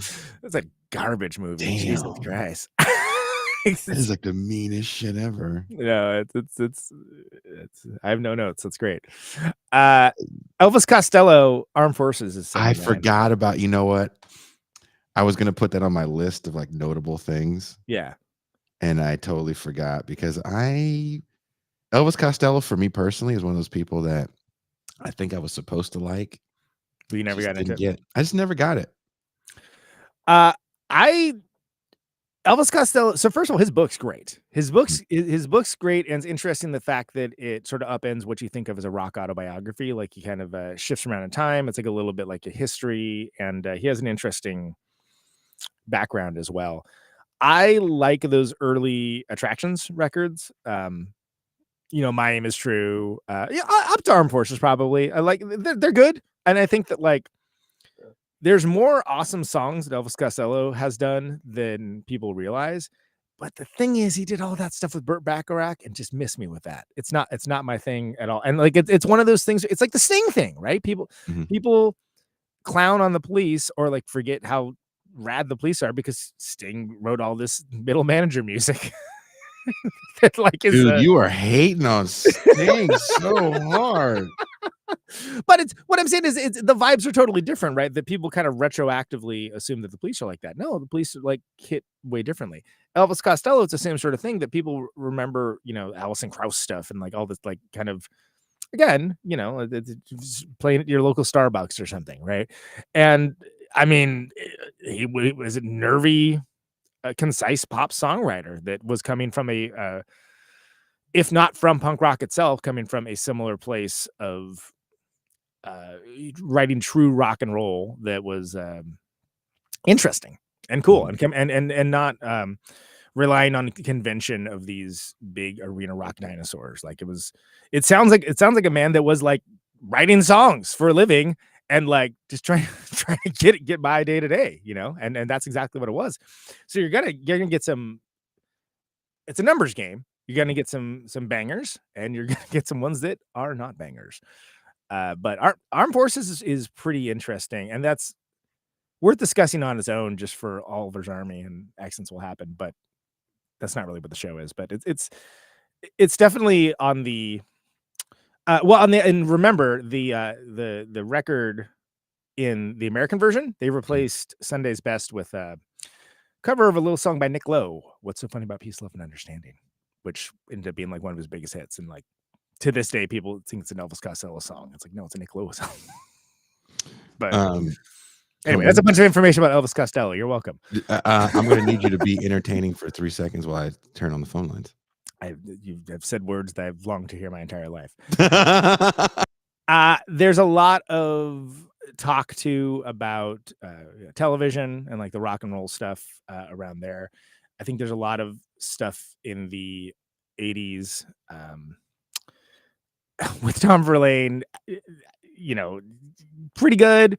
Television was always the better culmination of everything, including Richard Lloyd, who is a mind-numbingly fantastic guitar player, but needs a collaborator as much as he seems to think he doesn't. But that said, it's been encouraging to see television see a critical reimagining, and I think it's like one. I think they're one placement in a cool movie or TV show away from having a real resurgence, which sucks now that most of them are dead. But it is like that sometimes. I'm trying to remember when Marky Moon came out. I think it was 77. Yeah, 77, and then Adventures 78, which is far inferior, and I think they more or less done recording wise. So that's why they're not in the conversation. But I much love for television. Like television's one of those. I came to them kind of late. Like I knew from Ramones early on, Talking Heads, Blondie, like all that New York stuff. Then I heard Marky Moon, and I was like, "Ooh, this is some cool guitar stuff. I'm digging it." But those crazy little thing called Love, Queen releases in 79. Oh yeah, Roxy Music Manifesto. See, it's crazy to like because we got these like big ass bands. Not Tusk comes out in 79 as well. I don't know how you feel about Tusk. It's a lot. It's a lot. That's a hell of a follow-up. Like you got a lot to follow up on that. Oh yeah. No, in fact, I think the Album Complaints guys, was it Tusk they just did, or maybe it's a ways back. I listened to it recently, and I was like, you know what? I'll listen to these guys talk Tusk. Rapper's Delight by Sugar Hill Gang. Ooh, yeah, man. That's even mentioned that. That's how many freaking songs? How many different songs come from that song? And it is.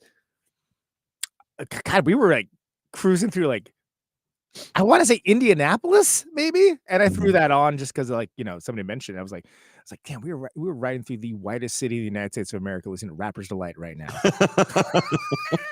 which I think that would be okay. It was just funny. I mean, yeah, suburban white boys do it all the time, right?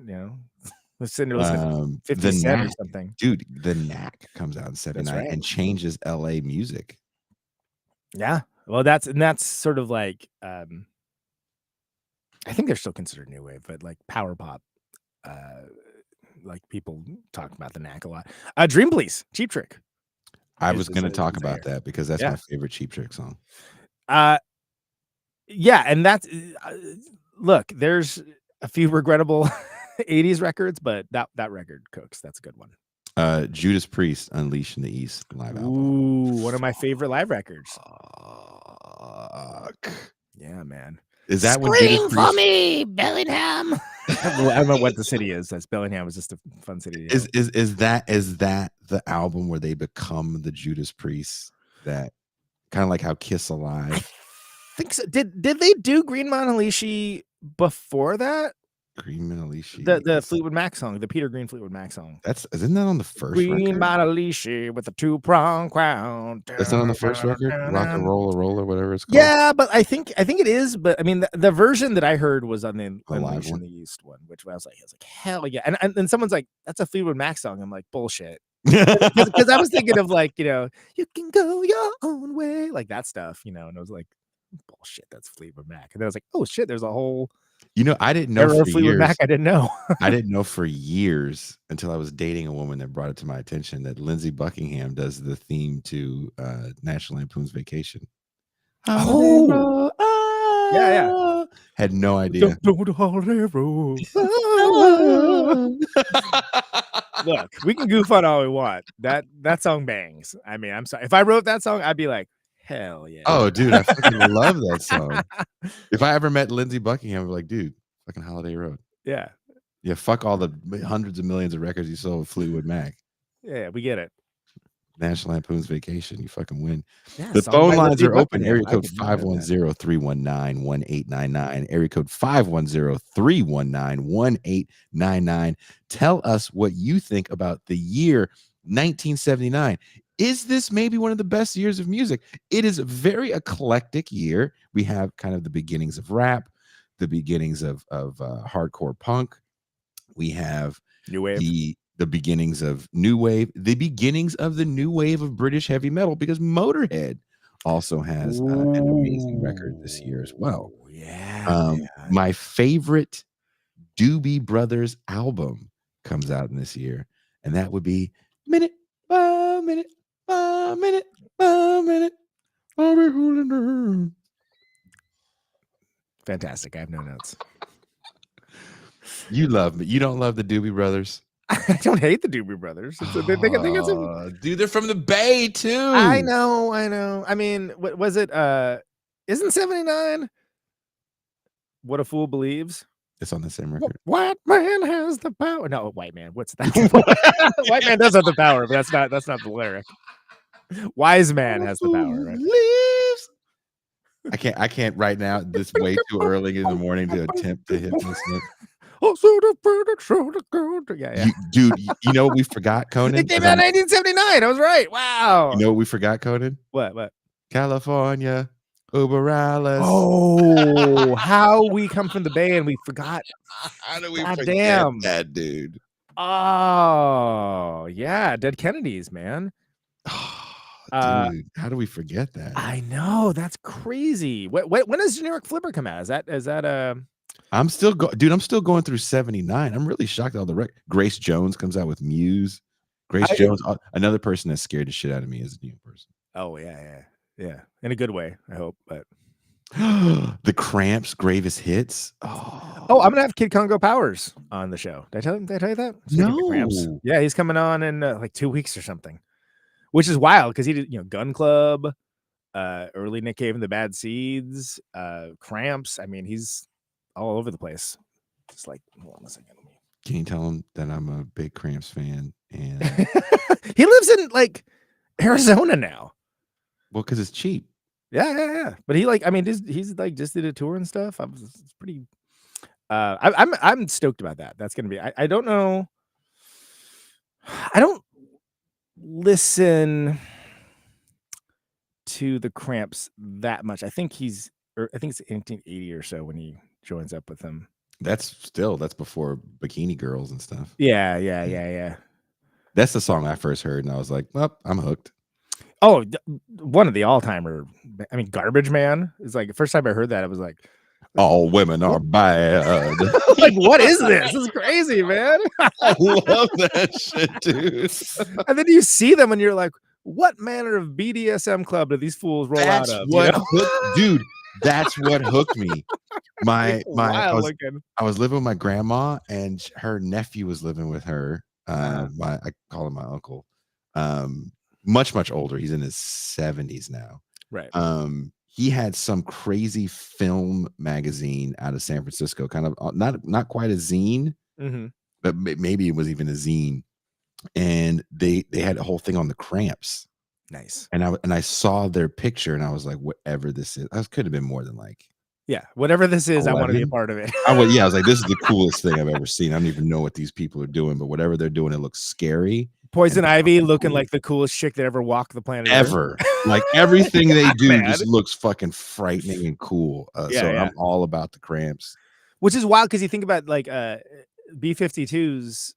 It's like similar, like what the hell, cool, but like in a way different way than the B-52s seem like fun people to hang around with, and the Cramps seem like you might be in danger. And that's what I still look for that in my life, which is like, again, I didn't get down here because I made good decisions.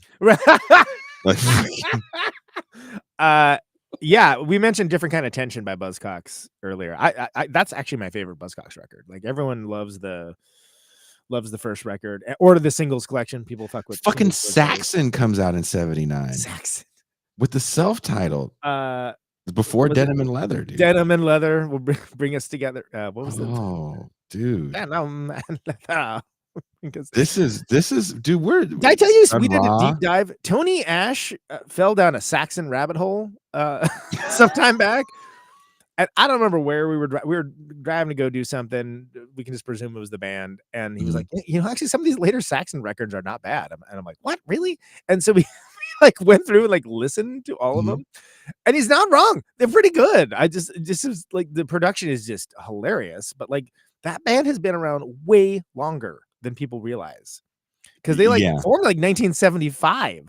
Yeah, they were part of, I think, the new wave of British. This is my take on it. I can't believe we're talking about Saxon on this show. People were like going to be like disassociating like it ain't nothing. Like, oh my God, talk about politics, please. Yeah, this is fuck that day. The thing about Saxon is the neoliberal sound of Saxon is what really enticed Metallica to kill Napster. Those bands, in my opinion, are the offspring of Led Zeppelin. They wanted to be a harder Led Zeppelin. Well, because as we mentioned, I mean, it wasn't quite I'm in the mood for a melody, I'm in the mood, but all of my love, that's what Led Zeppelin's up to. All of my love, which they were communication breakdown. They're trying to be Led Zeppelin 1 Led Zeppelin because that's what they grew up listening to. And they want to turn that it up rock to and roll, hard banging. Yeah, man. And to me, the band that really does it right is Diamond Head. Wow. Okay. Jeez. All right. We're going deep on. But the thing is, what I like about these conversations that we have is like there's a lot of overlap for a lot of our stuff. You know way more about the metal stuff than I do, and I know a good amount, but you know way more. But I go deeper on like the punk rock stuff. Yeah, I think. Oh yeah, definitely. Yeah. I don't know people's names like you do. It's a pretty useless skill, dude. That's how the Nick Young that plays guitar in Bitter Lake is like that with guitar players and any genre of music. He plays blues with his dad all the time. Shit, the guy from Diamond Head looks like a fucking movie monster. Yeah, this man looks like a hit by a truck. Dude, hey, this is before video, and when video hit, it was like you're not ready. Wow, not ready. Wow, Jesus Christ, that guy's rough looking. Even as I'm looking at a picture when he was young, it was no prize. Yeah, it's not. No wonder they didn't have a big hit. But my favorite Metallica covers are Diamond Head songs. Yeah. Helpless. Oof. That's interesting. Am I Evil? Oh, is that them? Oh, yep. I love that. Okay. Oh, yeah, dude. Cool.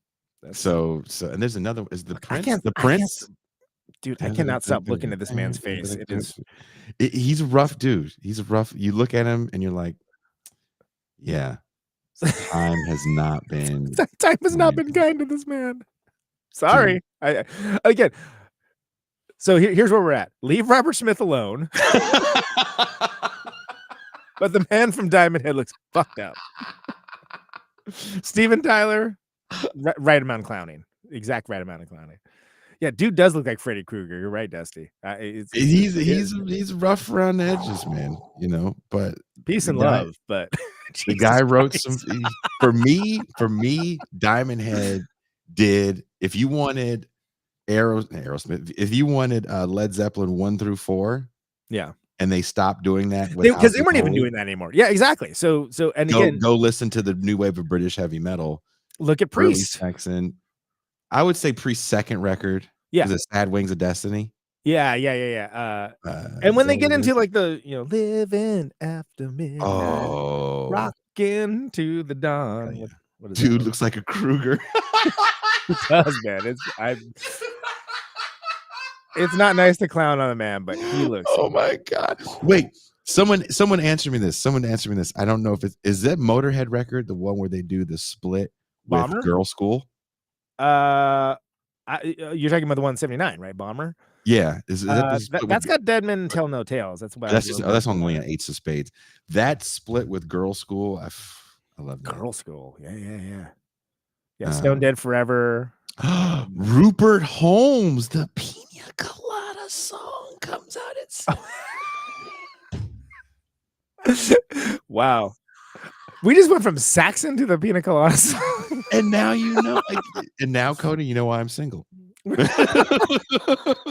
I keep looking at this Brian Tatler picture, and it is. I mean, it's this. Look, if you want to talk about modern horror movies, cast this man. You don't need makeup or nothing. Just have him around. Just jump scare. Oh shit! Dude looks like a Kruger. Brian Tatler. And he smokes cigarettes, drinks coffee, and eats cheese. He looks like it. He looks like he's doing it right now, man. Like, you're just like, oof. Come on, brother. Okay, I gotta close that window. I can't have that man looking at me. There's no way. Before we take this call, yeah, Whitesnake releases Love Hunter. No one knows that album, and you're not supposed to. What? Is that their first record?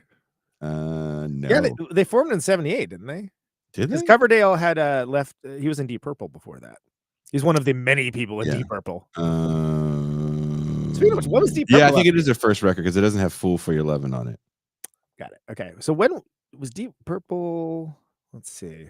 Well, did they split up? I guess they split up for a while and they came back. Yeah, you know why? Okay, yes, because Richie Blackmore's doing Rainbow with Dio. Rainbow is actually releases in an album in '79 as well. Yeah. I made a playlist, if you guys are bored, called Old School Metal.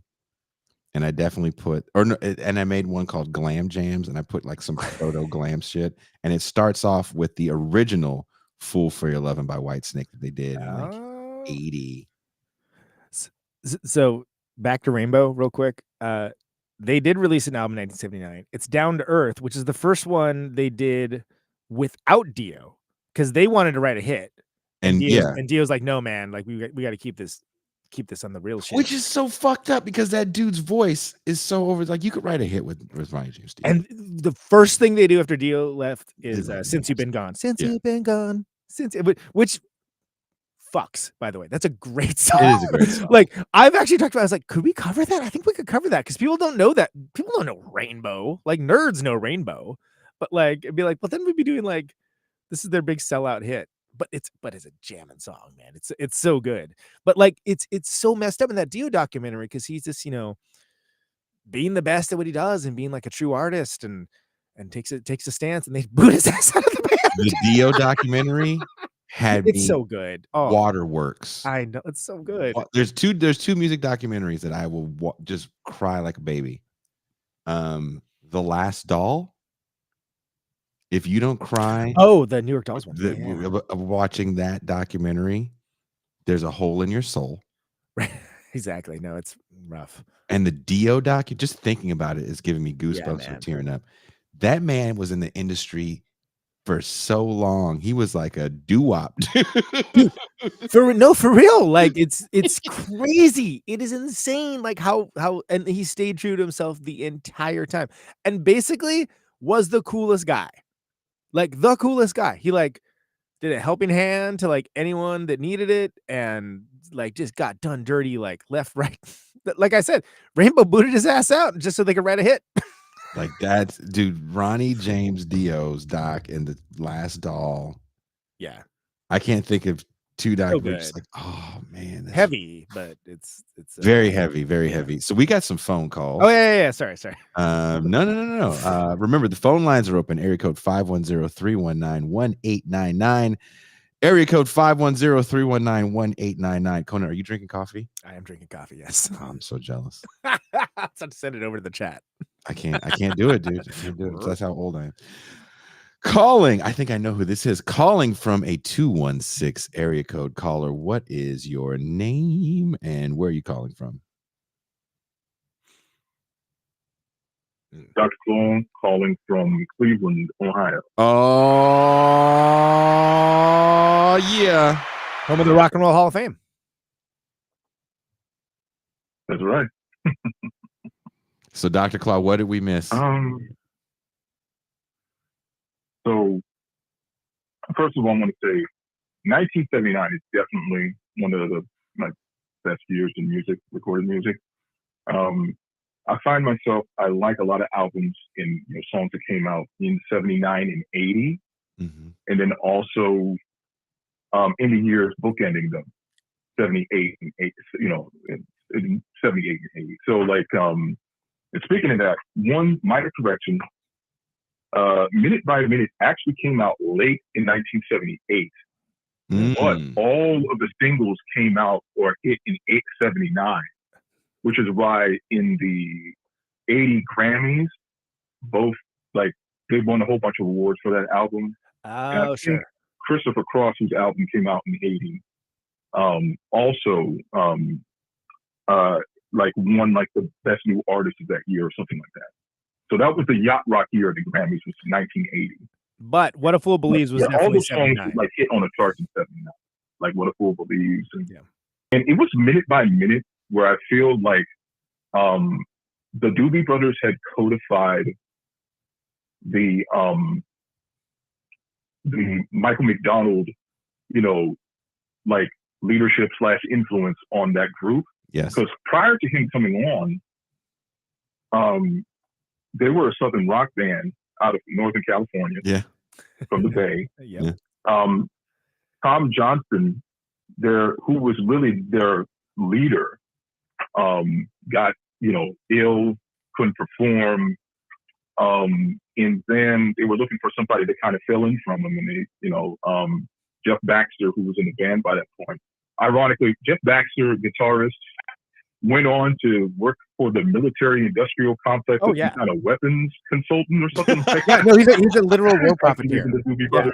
I didn't know that. No, it's a wild story. Like Jeff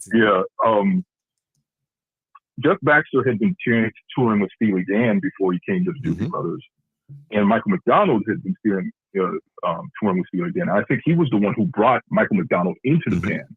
That first album with Michael singing on it, taking it to the streets, was like a split. It was split down the middle because you had a lot of songs that the Doobies had written and a couple of demos that Michael McDonald had put together, and they cleaned up and made like, full studio joints. So he wasn't completely integrated into the group by then, but certainly they had been able to put out a song and basically make his song the title of the album. And the sound of their album, there's a song called Rio on that album that really sounded different from their earlier Southern rock sound. But the Southern rock sound was still in there. It just kind of took a back seat to what Michael McDonald was bringing with the Fender Rhodes and the, his tenor voice and more R&B influenced stuff. Later on, contemporary R&B, I should say, influenced stuff, not so much the 60s R&B influence stuff, even though they still had hits where they remade that sound. So that was the one thing I wanted to say. Also, let me get two big, I know you might have said them already, let me get two big elephants out of the room for 79. Michael Jackson, Off the Wall. Contrary to popular belief, that is not his first solo album, but it is his first solo album post Motown, and his first adult. He was 21 when he made that album, solo album. It's bookended, which a lot of people who are like, vaguely, aware of him, it's bookended by two great Jackson's albums that sound very much like preludes and postludes to Off the Wall and Destiny and Triumph. Triumph. And it was like Ooh, a continuous party of that music. Huge record, gangbusters. It really, like, it was like, he'd been, the Jacksons were still popular, whatever, but it really, I mean, it codified him as like a pop icon, an R&B icon. A lot of people still say it's their favorite album by him. I think you mentioned the other elephant in the room, that's Prince's self-titled, which is actually his second album, but a lot of people think it's his first. Very interesting record. I Want to Be Your Lover, first single. Song right after it was another single. Why You Want to Treat Me So Bad, one of my favorite 1-2 punches of the album. And while on his debut, like, Prince had done some rock, I feel the one that felt more like it could fit on a rock program, like radio station, was Bambi, a little controversial. I love that album. Sexy Dancer was on that album. That was the album that really hit for Prince. The first one that really hit for him. Of course, after that, Dirty Mind, and we know what happened after that. So those two albums. Some other ones I felt needed mention. You mentioned Zappa. Zappa, he had a couple albums in that year. Yep. Joe's Garage, which when I heard that album the first time, I was like, this dude is out there. In retrospect, I thought it was kind of cool because he was like talking about stuff that was happening in like the world at the time and doing it in this weird like sense of humor he has about those things. He has a song called "Why Does It Hurt When I Pee" on that record. I'm like, right.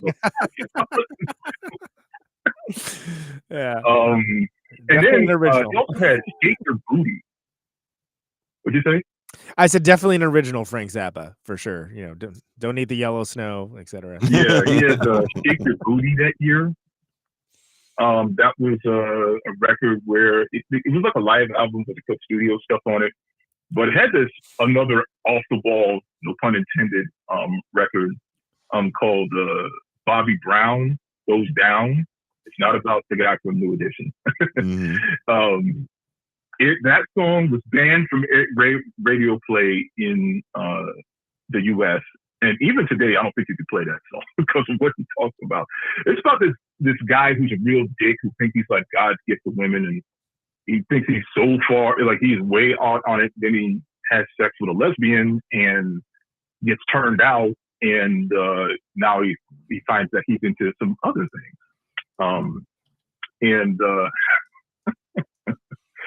That's Zappa. But when I think about my favorite records on that album, go back to Yacht Rock. Kenny Loggins releases Keep the Fire. Big hit on that one was This Is It, which features Michael McDonald. 79. Michael McDonald was all over the radio doing backgrounds on everybody's songs and made fun of it on SCTV the year after. That song was great. There's another song on there called Who's Right, Who's Wrong, where Michael Jackson appears in the background vocals. It's a great song. The title song with the vocoder is great. Give Love Half a Chance, which is co-written by Stephen Bishop. Now that I think about it, Stephen Bishop had a record called Bish in 1979 that I really loved. Shaka Khan is featured on that album. A Fool at Heart's the name of the song. And then, my comfort zone, 79. Oh yeah, Van Halen 2 came out that year. Yeah, we talked about that album. Yep. 1979, so R&B, that was when R&B started standing for racquetball and backgammon. That's good. That's good. So Earth, Wind, and Fire, following up All in All with an album called I Am, has a lot of classic songs. Marching bands play In the Stone a lot. I Can't Let Go, Boogie Wonderland, co-written by Allie Willis. And After the Love Is Gone, which is, I think, David Foster produced, and I think he's one of the songwriters on it. That was when they really started to venture out into different types of music. But that was a huge record for Earth, Wind, and Fire.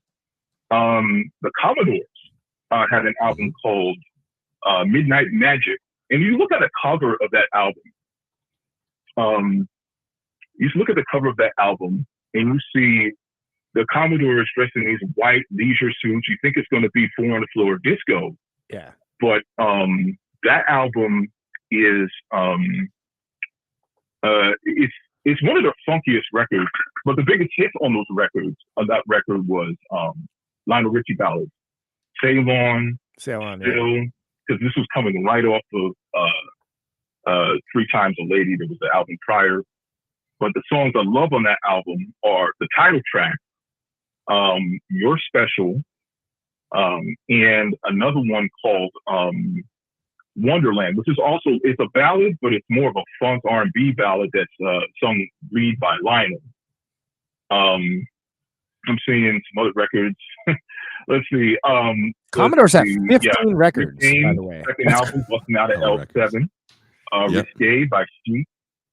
Somebody in the chat mentioned We Are Family by Sister Sledge, which was produced by Chic. Now, I often talk about how albums are quote unquote Volvo music. That album by Sister Sledge is Oldsmobile music, and it's quite literally Oldsmobile music, because in the 80s they used to use "We Are Family" in their ads. I remember that, yeah. But you know, when I listen to that album, oh hell yes, in the chat, Chicago 13. That's the Street Player album, but that's not the song that really gets me into that record. It's Life Is What It Is. Loser with a Broken Heart. That is a great album. I used to play that record. Like when I think about Loser with a Broken Heart, it makes me like I was out in New Jersey up early, like before 7 o'clock, going to drive back down to South Carolina, and that was a song that I had playing was that song. That is an underrated Chicago record. Street Player is a banger song. You know, street songs burning in my mind. You know, they had that. Some song had that as a loop. That is a great album. I love Chicago 14 from '82. That's the last one before David Foster came to town.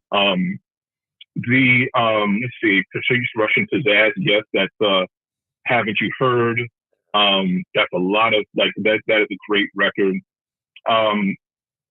Going back to Zappa, one of his famous collaborators or like band members at one point, George Duke had 2 albums that year, Follow the Rainbow, and Master of the Game, which on the song Games features one girl from Oakland named Sheila Escovedo. If you look at the videos that are created from that album, you'll see Sheila in those videos. She was hanging out with George in that time.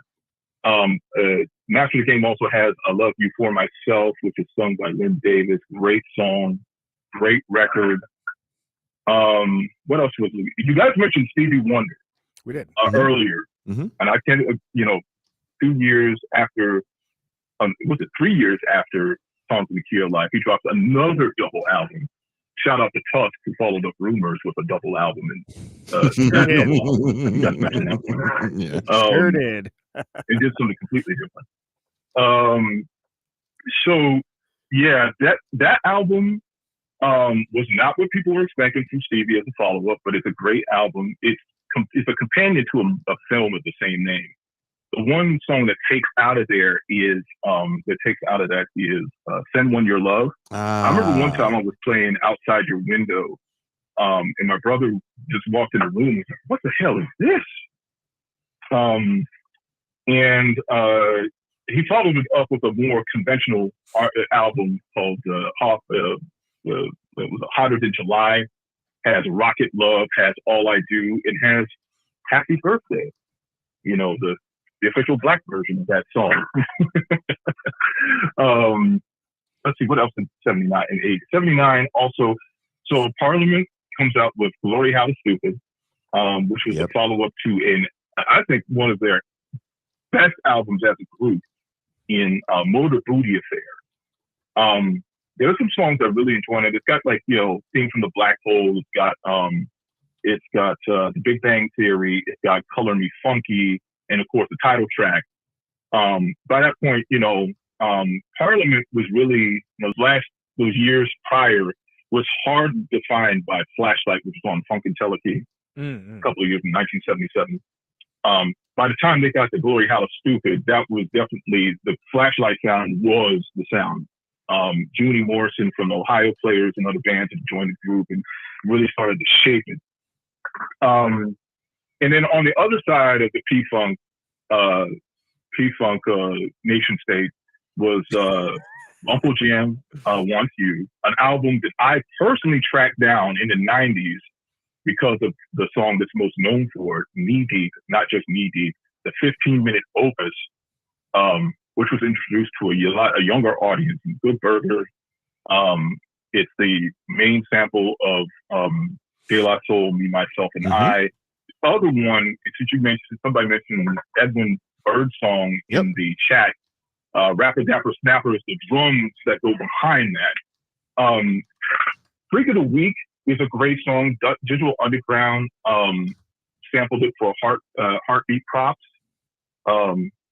There's another song on the album, it's more rock themed, called Field Maneuvers that I really like. That's when Philip A. Wynn from the Spinners was in, hanging out with Parliament Funkadelic. He's all over that album. I think it's Holly Wants to Go to California. It's a short album, but it's a really good album. But it's overpowered by Knee Deep. But it's a great album. Everybody should listen to it. One Nation Under Groove, again, it's one of those albums from '78 that I would really talk about, because that's the album where Parliament and Funkadelic really started to merge their sounds. And while the rock element of Funkadelic was still there, like there's a song on that '78 album on One Nation Under Groove called Lunch Metaphobia that I really love. It's got really hard guitar. Dun, dun, dun, dun, dun. One of those Beavis and Butthead guitars. Dun, dun, dun, dun, dun, dun, dun, dun. Yeah, that's a song I really like. George, if we talk about George Duke, Herbie Hancock had 2 albums, Fates Don't Fail Me Now, which is, it came after Sunlight, which is probably one of my favorite albums. He's the reason why I have a Microkorg and a Microkorg XL and Korg R3 and all these vocoder synthesizers because of that album. And he followed it up with one where he tried to get a little bit more conventional with the song Trust Me, which is a flip of his song Sunrisa from the album The Piano, was really nice. And there's a song he wrote with Ray Parker Jr. called Ready or Not on the album. Then Direct Step is notable because it's one of those first albums that was recorded direct to disc. So they had a bunch of people in the room, a live band. They were playing the album and recorded it like immediately to disc. Let's see, 79, before I hop off, 79. Oh man, so we talked about the elephant in the room. We talked about Bob James, little album called Lucky 7. Again, that's an album that's like bookended between 2 albums that I really love there. Lucky 7 is the album you'll immediately recognize it because it has the ladybug on the cover. It's got a song called Look Alike, which people will recognize because of the sampling of that song. But there's a lot of other songs, Fly Away, Blue Lick.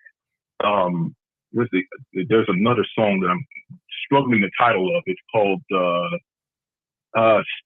Big Stone Town or something like that. Peak Volvo. I was listening to a lot of that stuff in '79. Then again, I'm thinking you go to '78, that's when you get Bobby Caldwell. In '80, he drops Cat in a Hat, classic album, in my opinion. There's so much great music in there. And if I'm not mistaken, was it '79 or was it '80 where all that disco sucks BS happened? Because of the infamous Comiskey Park thing happened where I believe that was 1980. I'm surprised that didn't come up in this. It's a notable piece of history, but it's pretty dumb. Go ahead. It's a dumb piece of history. So there is that. There's a documentary I saw like last year that it put that in context with the rest. I forget what it was called, but it was interesting to see it in context and just how much of an asshole move it was, basically. Yeah, it was racist too. Mad racist. Super racial undertones. It was. Yeah. And when you hear some of the reactions to Actually, I'm wrong. It's July 12th, in 1979. 1980, Disco Demolition Night. Oh, you said it was 79, Yeah. Conan. Oh, Yeah. wow. Okay. Okay. yeah, that was 79. Yeah. So Steve you know, Dahl. when you start hearing like some of the reactions to Prince, for example, I felt like that was like an offshoot of that because he was opening for the Rolling Stones, and Yeah. and They kicked him yeah, off. and that was Yeah. rough. Yeah, they kicked him off that Yeah, tour. that was rough. Yeah, and that was a 79 was an interesting year. I feel like it was somewhat transitional, but it was a year where so much, like, it's hard to classify a lot of this music. I talked about like the Doobie Brothers and, you know, how they went from being a Southern rock band into something else, while still having that Southern rock in the back end. There were groups like Clover that were out at the same time. Huey Lewis comes from that group, by the way, Clover. Yeah. And I think they also were based in California, if I'm not mistaken. True, and he's also on a Thin California. Lizzy record. He's on the Live and Dangerous Thin Lizzy record, Yeah. which is wild. Yeah, so like, you know, a lot of the heroes of the 80s really started breaking out in that late 70s period. Boz Scaggs did not have an album in 79. I had to look it up. Oh, there's one thing I did want to say too. And I remember kind of in this yacht rock study, because I think you briefly mentioned Toto. I know it was mentioned in the chat. Mm-hmm. So Toto had this album in 1979 called Hydra. More of a rock record. It was an album that, yeah, it's kind of like songs. Some of the songs are prog rock.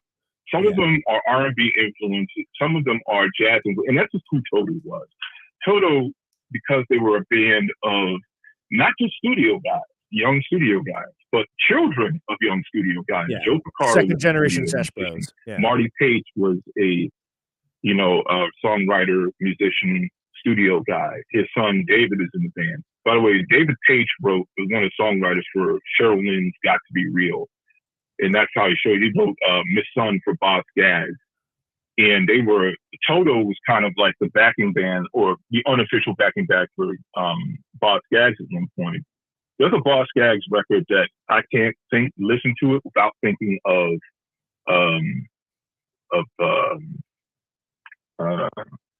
Charleston, South Carolina, because I played it over and over when I was at the college in Charleston. Down to the Left from 1977 has a song called "Give Me the Goods." Jeff Picaro's playing drums on it. And he is playing, at the very end of the game, he is playing this incredible time on the hi-hats and on everything else. It's like he's playing 30-second notes with his left hand. I'm like, how are you doing that and not getting wrist cramps? And the timing is like a drum machine. It is so on point. I'm like, I used to play that song over and over, that one in 1993. I can't play that album without thinking of late 90s South Carolina Low Country. But he didn't have an album that year, and he had the hits album in 80, so, you know, and he had the Middleman that same year. So I was thinking if he had any albums. I didn't see that Todd Lundgren have any albums. Again, Bookends, Utopia, Bookends. Just going through all of these records. You mentioned the Tubes. Was Feedway Bill in that group? Feedway Bill? Yep. Feedway Bill. Yeah, I thought so. Yeah. Feedway Bill in the Tubes. Yeah. Yeah. This 1979, that's a year where a lot of the music that I feel either directly or indirectly shaped my ear. The Crusaders, 1979, someone mentioned. Street Life. And, by then, the Crusaders had basically, it wasn't smooth jazz. It's not what it was. But what had happened in that part of the decade, like basically when they stopped being the Jazz Crusaders, they started being a different kind of fusion, started having more blues and rock in the sound of their music. And then by the time that both, I think 2 members of the band left, Wayne Henderson was gone. And I can't remember if anybody else left. When he left, they were kind of like, okay, we got to reformat this. So the jazz music became more it's not hardcore like Mahavishnu Orchestra or like what Chick Corea was doing and stuff. But it was more, you could play this on the R&B radio. Herb Alpert had Ride 1979. That's the Hypnotized beat. That is 1980, one of my favorite songs. And one more record, because I saw somebody say something about it. Let's see, 79. What came out that year? Oh yeah, Stanley Clarke. One of my favorite albums by Stanley Clarke came out that year called I Want to Play for You. Stanley Clarke kind of gets dinged by some bass aficionados because on his solo material, Stanley mostly plays the bass as a lead instrument and not the holding it down, even though he was more than capable of doing that. And it kind of felt like he was going too far out into prog rock, like he did on Modern Man, some of these other albums. But that album kind of takes it home and shows you he's got a lot of range to his music. The title track is a banger. Streets of Philadelphia is one of my favorite songs by him, even though a record review site didn't like it very much. I just love that album. I think that's all I want to say about 79. It was a great year. It barely scratched the surface. 79, 82, I think is my favorite year in music. But 79 and 80 is really right there. I mean, there is so many great records that came out of this year. So many, like you mentioned, B-52s, Talking Heads, like groups that were doing, even they were doing something different in that year that had been done prior. And it was like ahead of the curve before like everybody started popping in and stuff. Right. So, what I'm saying? 79 is a great year, man.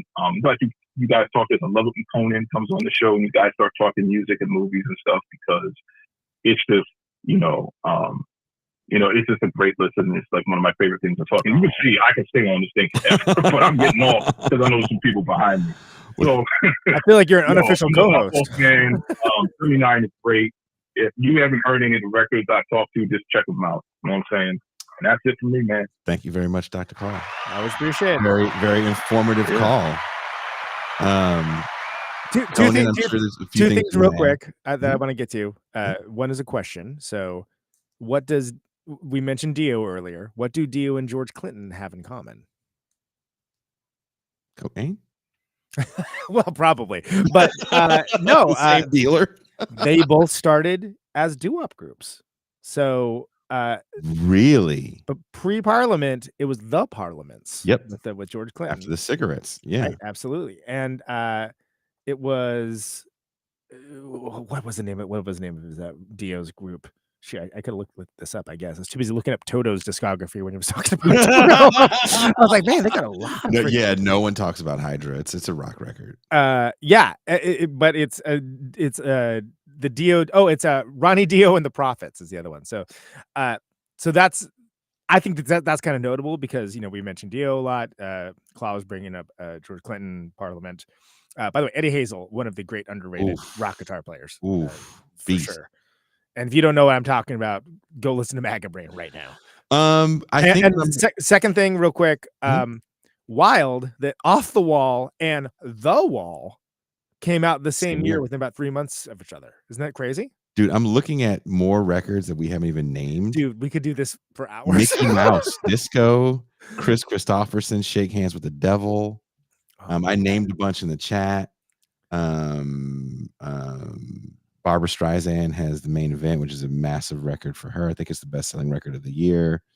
Patrice Rushen starts doing more fusion music and gets away from traditional jazz. Definitely Parliament and Funkadelic both released music that year. Talk about a built-in world too. There's so much. Again, I think what I'm going to do. So we already did 1993. Yeah. Or was it 94 we did? We did 93. It was 93, I think. Okay, we did 93. This is 79. I can't remember. I'm going to make a playlist for both of these and put some deep cuts on there. Absolutely. Got to, because now even some of the stuff is stuff I listen to all the time. Yeah. But I'm like, man, I kind of want to go back and listen to it now. By the way, crazy to me that we didn't really talk about The Wall. one of the biggest rock records of all time, right? Like Yeah. Pink Floyd, like, Still but quoted. to this day, Waters runs around and tours it, like it's Still- crazy. Still quoted, yeah. Yeah, so I mean, and there's so much to talk about there just in the context with Pink Floyd, and where they were at the time, and that Waters wrote 2 records. He wrote The Wall and the one that ended up being his first solo record, the one the chick who's hitchhiking on the cover. I can't remember the name of it, but like that's how like prolific he was, and it's crazy that like, I mean, that band had a huge career pre-Wall, but there's also like pre-Wall and post-Wall That's for fair. rock music, because it changed what people's, when you think about like successful concept records as far as being like, one of the best selling records of all time, like it's that's one of, how many people were sitting there getting the seeds out of their weed on that album cover, and Dark Side of the Moon too. Pros and cons of hitchhiking. Lots of black lights were purchased because of The Wall. Yeah. And Dark Side of the Moon. Black light industry.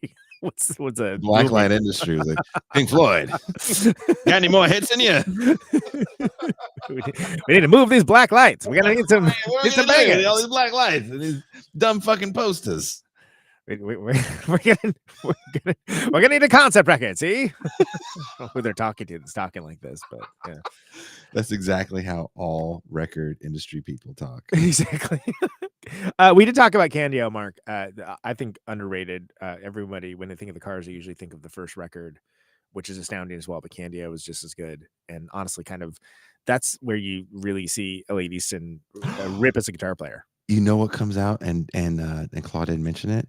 Huh. Shalimar, big fun. I love Shalimar, the original Shalimar. Oh wow, with Jodie Foster and Howard Hewitt. Oh, yeah, dude. So yeah, this is gonna be a fun playlist to make because it's gonna be so bipolar sounding because I'm not separated by genre. Yeah, I know. I'm like, gonna do like Rainbow and like some Brazilian artist, Donna Summer, followed by the birthday party. Yeah, it's like what's happening? Japanese pop. You're just gonna get it all. Just like, you want to hear 79, motherfucker? Here's 79. I we mentioned XTC a couple times. It's wild to me that the record that came out, I don't know. There's a great documentary, more or less, on XTC, but largely about Andy Partridge, who's this notoriously difficult dude, but a genius songwriter, but just like very much, we can safely say he's on the spectrum. Probably it's the nicest way to put it. But one of the most infuriating things that Andy Partridge, and I love this, is like he's such a diligent and thoughtful songwriter, but like one of the first big hits was Making Plans for Nigel that the other guy wrote. The other guy wrote that one, and it was like their biggest. And like, we're talking about a band that like he wrote endless banger after endless banger, and then the ones that like Helicopter like did pretty well, but yeah, Making Plans for Nigel, bass player wrote that. I didn't know that, and he's like still mad about it. He's still mad. Like you can tell, you like you could drive a truck between what he's talking about in this documentary. But they're such an interesting band because they had that, Dear God, blah, blah, blah, blah, blah, blah. Like that was like a 90s hit, like they have like all these eras and epochs of hits. There's whole eras of that band that like I think Mark's right. Generals and Majors actually is calling as well. So the two most well recognized songs on Drums and Wires are written by the other dude. If you're just into irascible music personalities, I highly recommend the Andy Partridge. Oh, dude! Ohio Players have Everybody's Up in '79. Oh yeah, man! I think it's called This Is Pop is the name of it. XTC This Is Pop. Dude, we have another phone call, but yeah, 79 is just looking like a banger of a year for funk as well. It's crazy. It's like punk rock, post-punk, new wave, funk, new wave of British heavy metal, like all this like all of it music, all happening the same year. Yeah. All this music that's going to change the way music. Also, a lot of these people too are like radio guys that don't make the video crossover. Right, because some of them look like they got hit by a truck, like that one dude from from Diamond Head. From Diamond Head, yeah. Because what's Fixing it for radio. funny when if we were to do like 79 hits like these albums, Yeah. and then we look at 81, I'd love to see how many people still hang on. Sure. to Oh, respond. absolutely. Oh, that would be interesting. Yeah, yeah.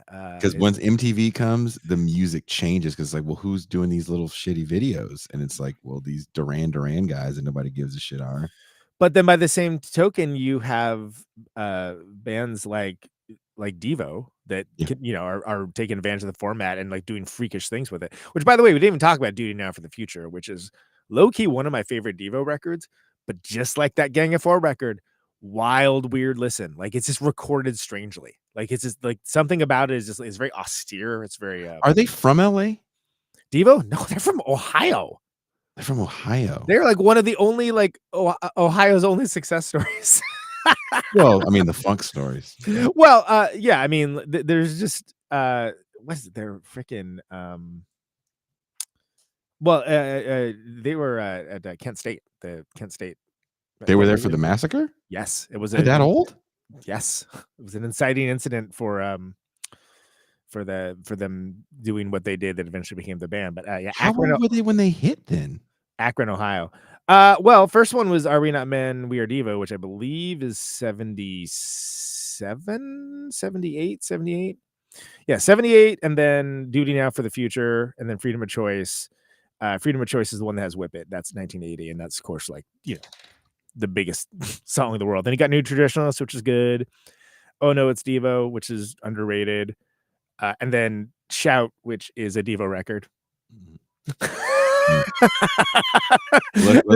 Then they kind of in the wilderness for a while, and then they come out with Something for Everybody in 2010, which is astounding, and people don't even listen. Of course, yeah, Jerry Casale, of course, friend of the show. I've had him on plenty of times. Big Devo head. Could do a whole show just on Devo. But is that show coming up? Maybe. I know a guy, and it's a guy in Devo. I mean, I've done him on my show plenty, but I mean that's a great crossover one. I've dragged him on a moving extravaganza a couple times. You got to hear. I'd like to see. I want to do more things where we bring other people on this kind of thing to talk about these years. I'd love to hear what someone that was in the business at this time when it was cooking. They were cooking when it was cooking. Yeah. Like what would he have to say about a year like 1981? Oh, and he does not pull punches too. Like Jerry Casale will name names like immediately. Oh, I would love to hear what he would have to say about 1980 or even like 84. Sure. But look, let's take this phone call. Okay, yeah, we're calling from a 843 area code. I think I know who this is. Caller, what is your name and where are you calling from? You guys hear me? Yes. You can, yes. Hello? Yes. All right. Boy, Dizzle McFizzle. I'm just I'm riding around on my motorcycle. Jesus Christ. Christ. You guys are in my headset. But please be careful. Sounds wild dangerous. First of all, don't tell me what to do. Second of all, you're right. I'm like terrified to speak right now. So I'm just going to give you the floor. Diz, what say you about the year of our Lord 1979? I mean, 1979 does answer the question of what happens when you try to play funk and your rhythm section just isn't very good. You get disco. Damn. Like, that's literally what it is. It's like, okay, like disco is just like, because it makes sense that the Bee Gees were a rock band before they were a disco band. Yeah. So it's like, oh, okay. Because like, it sounds like that. I found that interesting today, where it's just like, oh, they were a rock band. I was like, okay, that makes sense because disco, like their rhythm section, is just 4 on the floor. Yep. Yeah. There's no syncopation, and I was like, oh, that makes sense because like the biggest difference between disco and funk is there's way more syncopation in the rhythm section in funk. And I'm like, oh, so that's what happens when you trade in your rhythm section and they're white. You get disco. Wow. It's like that, huh? Is that racist? Damn. I feel like it's racist. On a racist score of 1 to Jason in the Champagne Room, you are an 8. Oh, okay, cool. Yeah, I was trying to go for that Grand Wizard in Alabama. But It is I must have crazy. fallen short, so it's unfortunate.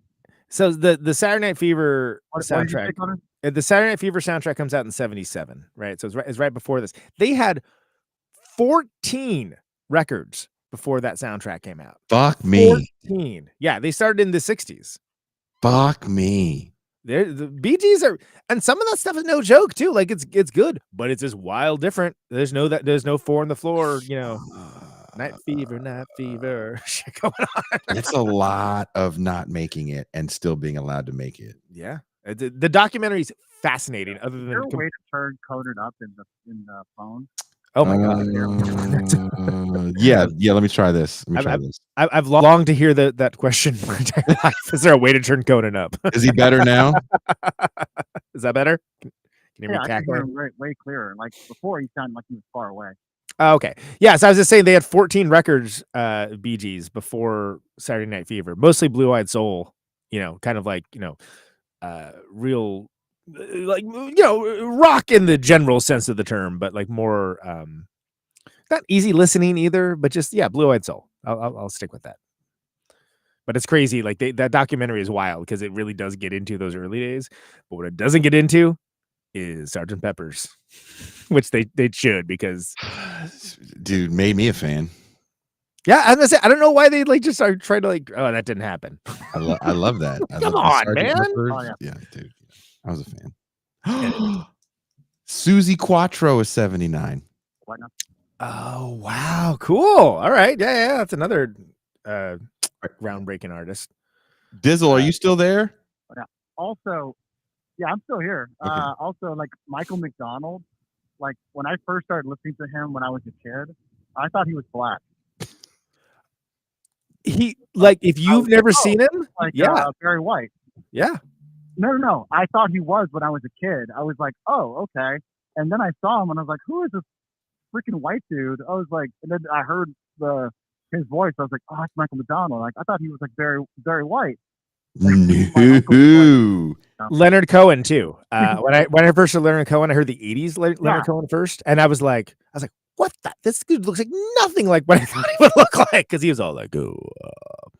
Bobby Caldwell to me is the number one white guy that everyone thought was a black guy. I really believe the music industry suppressed the "What You Won't Do for Love" video, so no one knew that Bobby Caldwell was black. Because he's also the goof.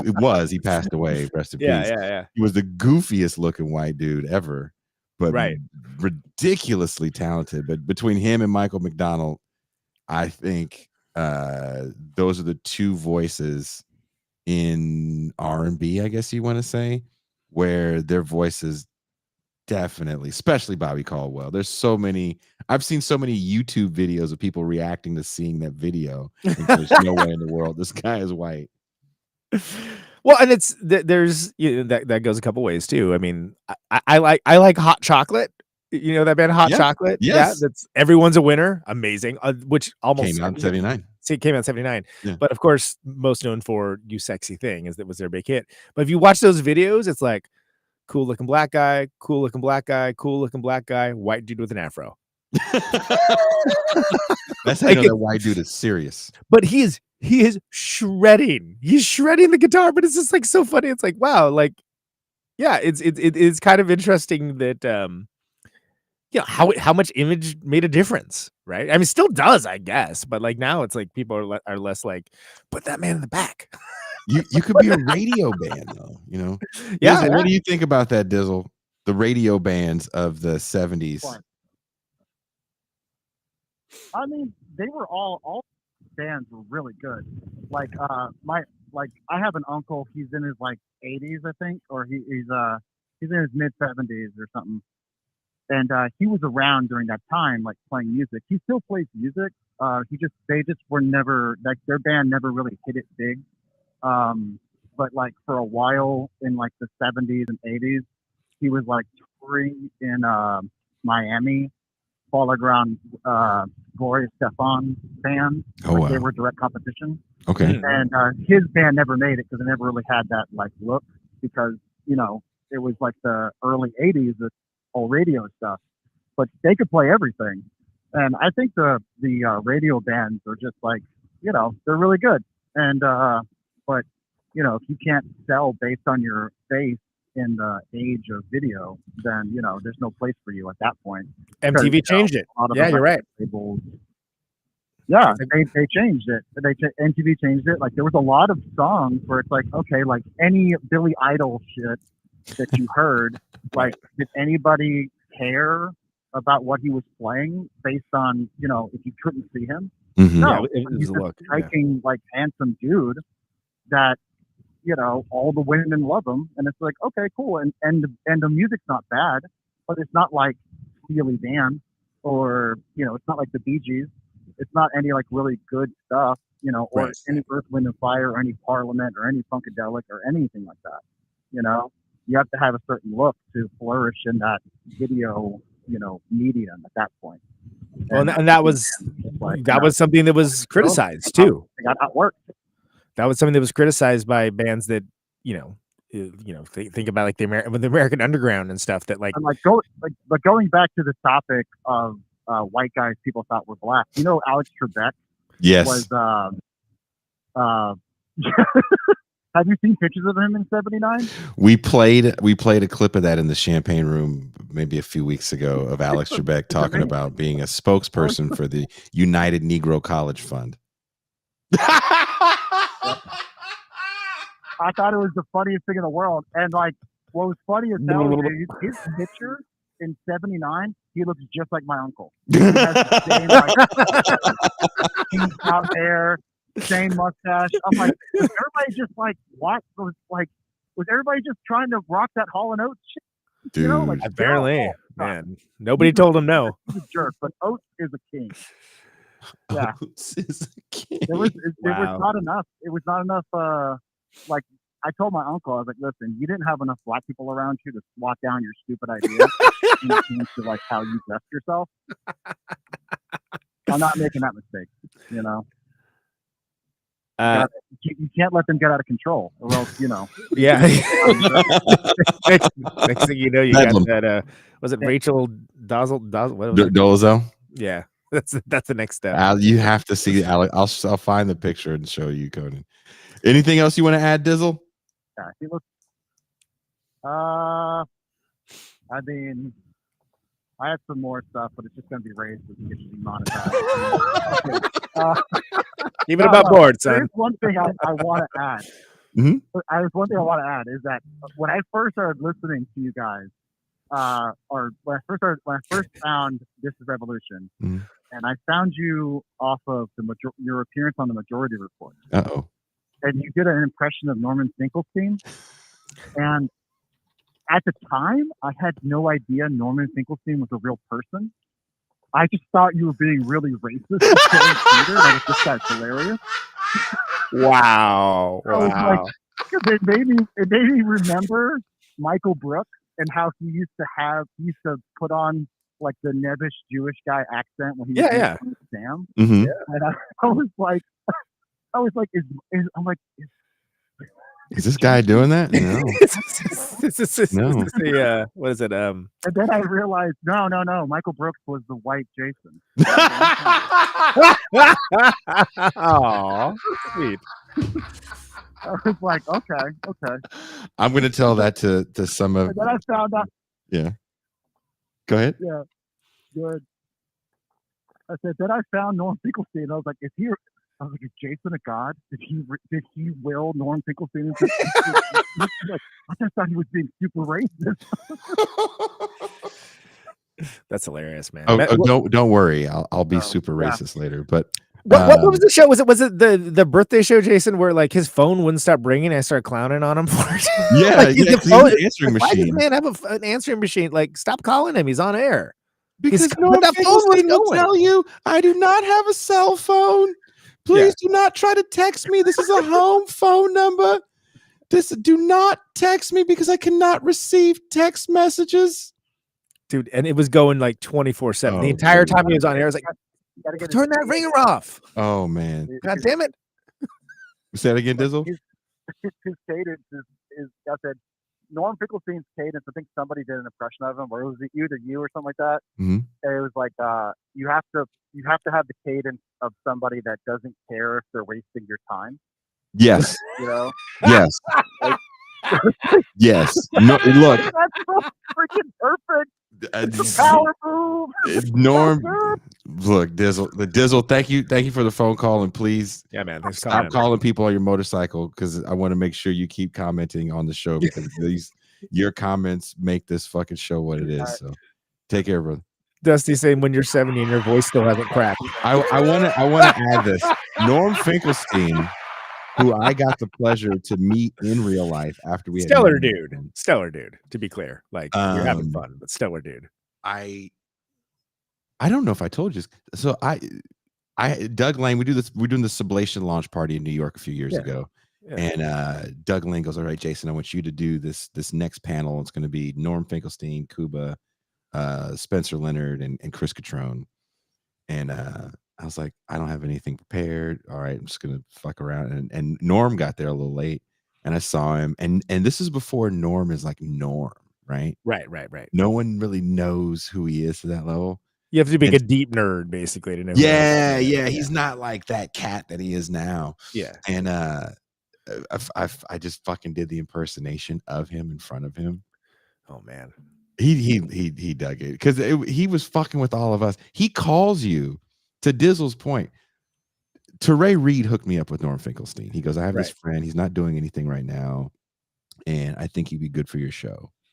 And I'll say this, and I feel very comfortable saying this. Nobody was really talking to Norm Finkelstein anymore. Democracy Now! Has stopped fucking with him. I think maybe before he was on our show, he might have had an appearance on Katie Halper's show. But nobody was fucking with him. And before he came on, I called him because he said he wanted to talk to me. He left me an email, said he wanted to talk to me. He left me his phone number with very explicit instructions not to text him. Right? That's not a joke. That is literally. No, I look. I get it. Because I know other dudes like that. That's one of the reasons why I clowned on the man for his phone ringing constantly. Because that's the only way people get a hold of him. Probably logs on to check his email. Still, I'm sure. No shade to the man. But. Now he's got someone checking the. Now he's. There's someone doing the email returns. It's not him anymore.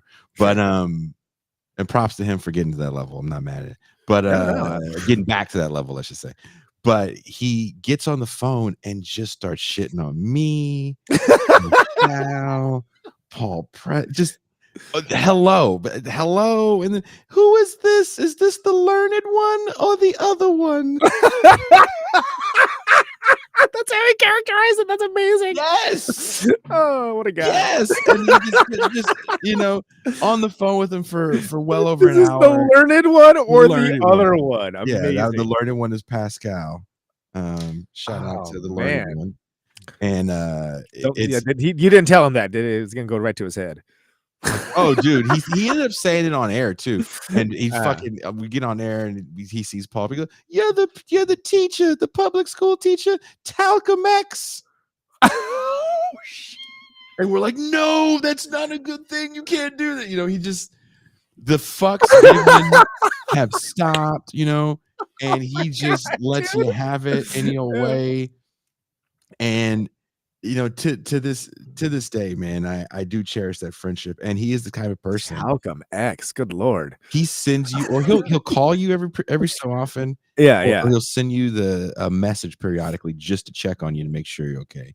So he is actually a really, really good dude. Yeah, nothing bad to say about Norm Finkelstein. You don't have to agree with someone 100% to really respect him. He's done enough amazing work over the years that I respect it. No, and the only reason I even feel good about clowning on him is because sometimes you get a feel for like when it's not cool to do that, And I've never gotten that. I was like, I bet he'll be fine with it. He's a dude, man. And like he's a mensch, And he fucking, he talks the shit you guys hear in front of a camera. Oh my God, the things we have to tell him not to say in public. I don't say that. Nope. Maybe safety valve is just all the way off on that man all the time. Huh? We all want to get to that point. And do we? I do. Well, I don't know, do. Man. It's depressing when you do one thing and people are like, fuck you. And you're like, damn, everybody wants to fuck me.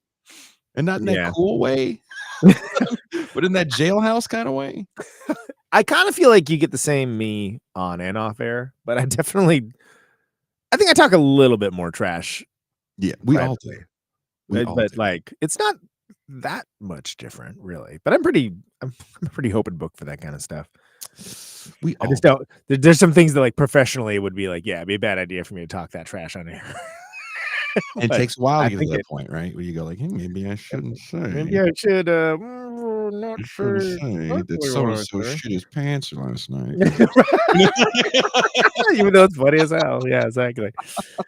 By the way, getting back, I just happened to pull up the top 100 singles for 1979. Mhm. Uh, do you think I'm sexy, Rod Stewart? That's the number one? That's well, it's in there. It's in the top 10.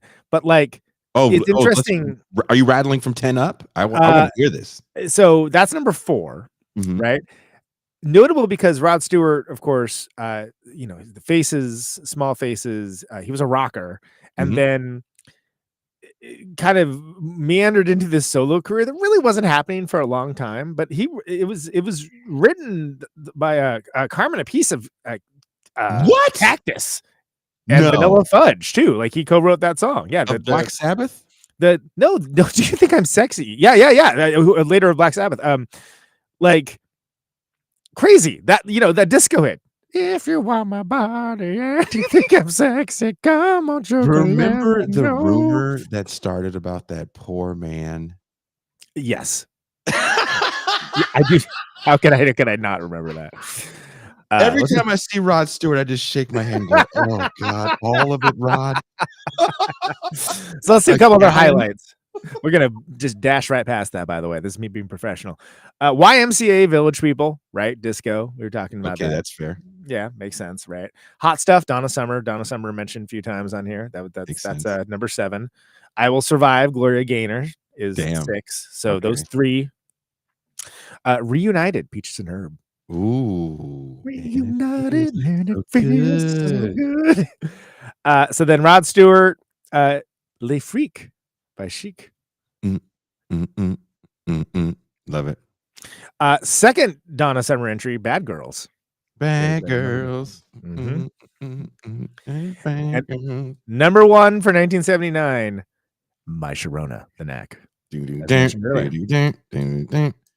I told you that shit changed. Sharona. It did, man. This when I talk about the TikTokification of music, let's just use the Knack for a perfect example. Yeah. And this when we talk artist, there's a lot of bullshit when people love calling themselves artists. When the Knack hits with My Sharona, Yeah. No, that what do you changed stuff. what do you think happened to all those dudes doing rock stuff or funk stuff or more radio friendly stuff? They all Yeah. got skinny ties, they all cut their hair, and they all tried to make My Sharona. Yep. Everyone in LA was trying to make My Sharona. When we talk about the TikTokification, there's a little 15-second clip of a song that you want to say the thing that's going to be danceable and have the music sound a certain way, have it be so many beats per minute, and that's what people try to replicate. Yeah. That level of success. And like again, Dead Kennedys mercilessly mocked them like at the same time, as did a lot of people like in the actual underground. That's where the logo for this show comes from. Is Mike Cobra found that picture of them mocking the skinny tie thing with the Holy crap, is that where that's from? Yeah, and they made this dollar sign in it. I didn't know And so that. we made the dollar sign the upside down. Yeah, man. That's I saw Mike. Cobra at the SF show, by the way. He's doing good. Oh, that's good to hear. Yeah, he was it was nice to see him. It's wild too, because like Cheap Trick was like pounding him out before that, right? And like again, this is like Cheap Trick at the height of their power. Dream Police is massive. Massive. And it's just crazy to me that like, but it was like that's the big in Japan thing, right? Like that they like it took Budokan and then being big in Japan to be like, oh yeah, these guys are pretty good. These guys got some tunes, man. Which is just like Budokan is 78. So like yeah, Dream Police is the first one where they kind of like are treated like something special rather than just Aren't they wearing skinny ties in that video? In Dream Police? Oh, probably. That story checks out, you know. And that's the most commercially successful of their studio records by far. Dream Police. And if you think that's what Cheap Trick sounds like, you know, go back and listen to. Just shit. Go back and listen to Budokan.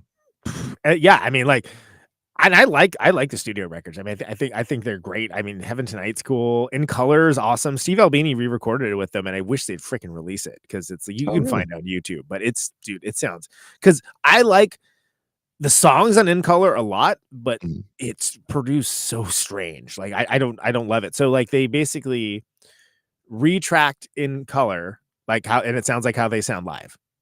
And that rocks because In Color's got some of my favorite songs. It's got like Big Eyes. It's got it's one, Hello There, Downed, Clock Strikes 10, Southern Girls. I mean, like, it rips, and they should just put it out. This is me officially on this show saying Cheap Trick. Everybody's alive, if I'm not mistaken, right? Everybody's alive. Everybody's still alive. Bunny's not playing with them anymore. Maybe that has something to do with it. I don't know, but yeah, Machine Gun Etiquette, Evil Days. I talked about that at length earlier.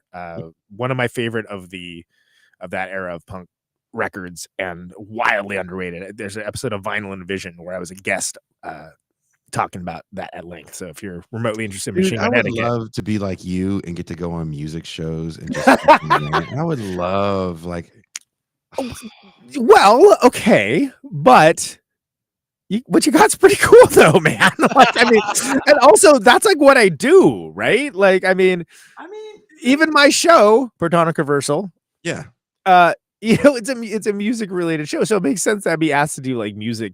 This is technically a music show. We are classified as a music. Well, I don't know. I can talk to some people. Got you on one show already. you know what it is. You know what it is. Great. That was a great listen, by the way. You on talking about that. Being a little, like, it's slightly more serious than the silly guys. Yeah. Which is fun. I mean, I love 1001 Album Complaints because those dudes, like, I know them, but like where they're coming from, I'm like, how were you on Mars? How did you not hear this? Like what? Like it blows my mind, and it's great to listen to while driving alone because I'll be like, what?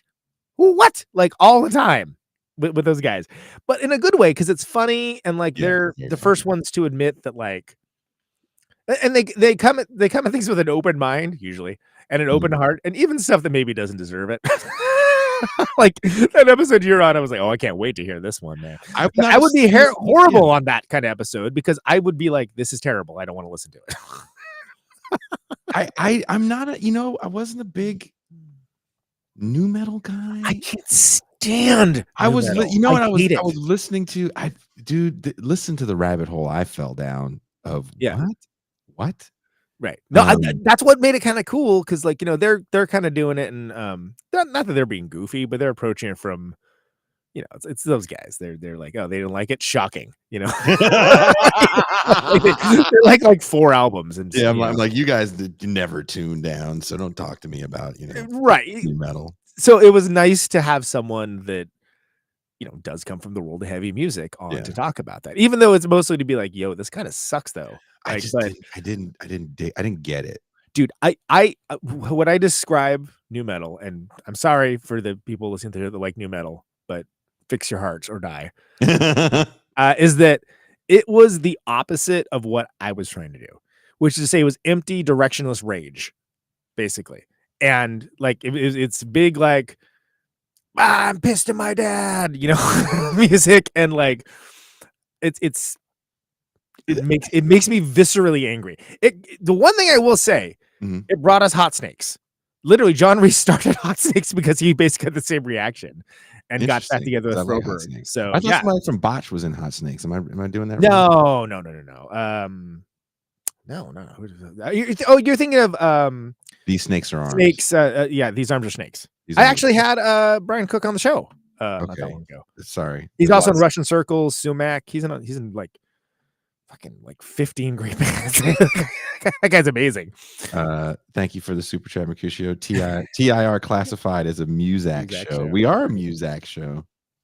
I went down a rabbit hole, dude, of some friends of mine. I'll just say real quick. Some friends of mine in Chat Pile, if people know that band, they, especially Stin, really likes early Korn, and I'm like, okay, I'm not going to listen to it, but I get it. And I get that, like, he's a little bit younger. I mean, not that much younger, too. And it's I feel like if you're a little bit younger than us, Jason, I feel like It hit you different.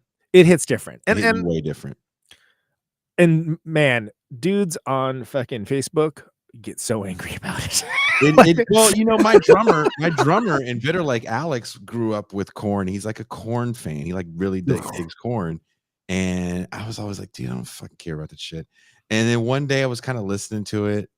And I was like, I can see the appeal.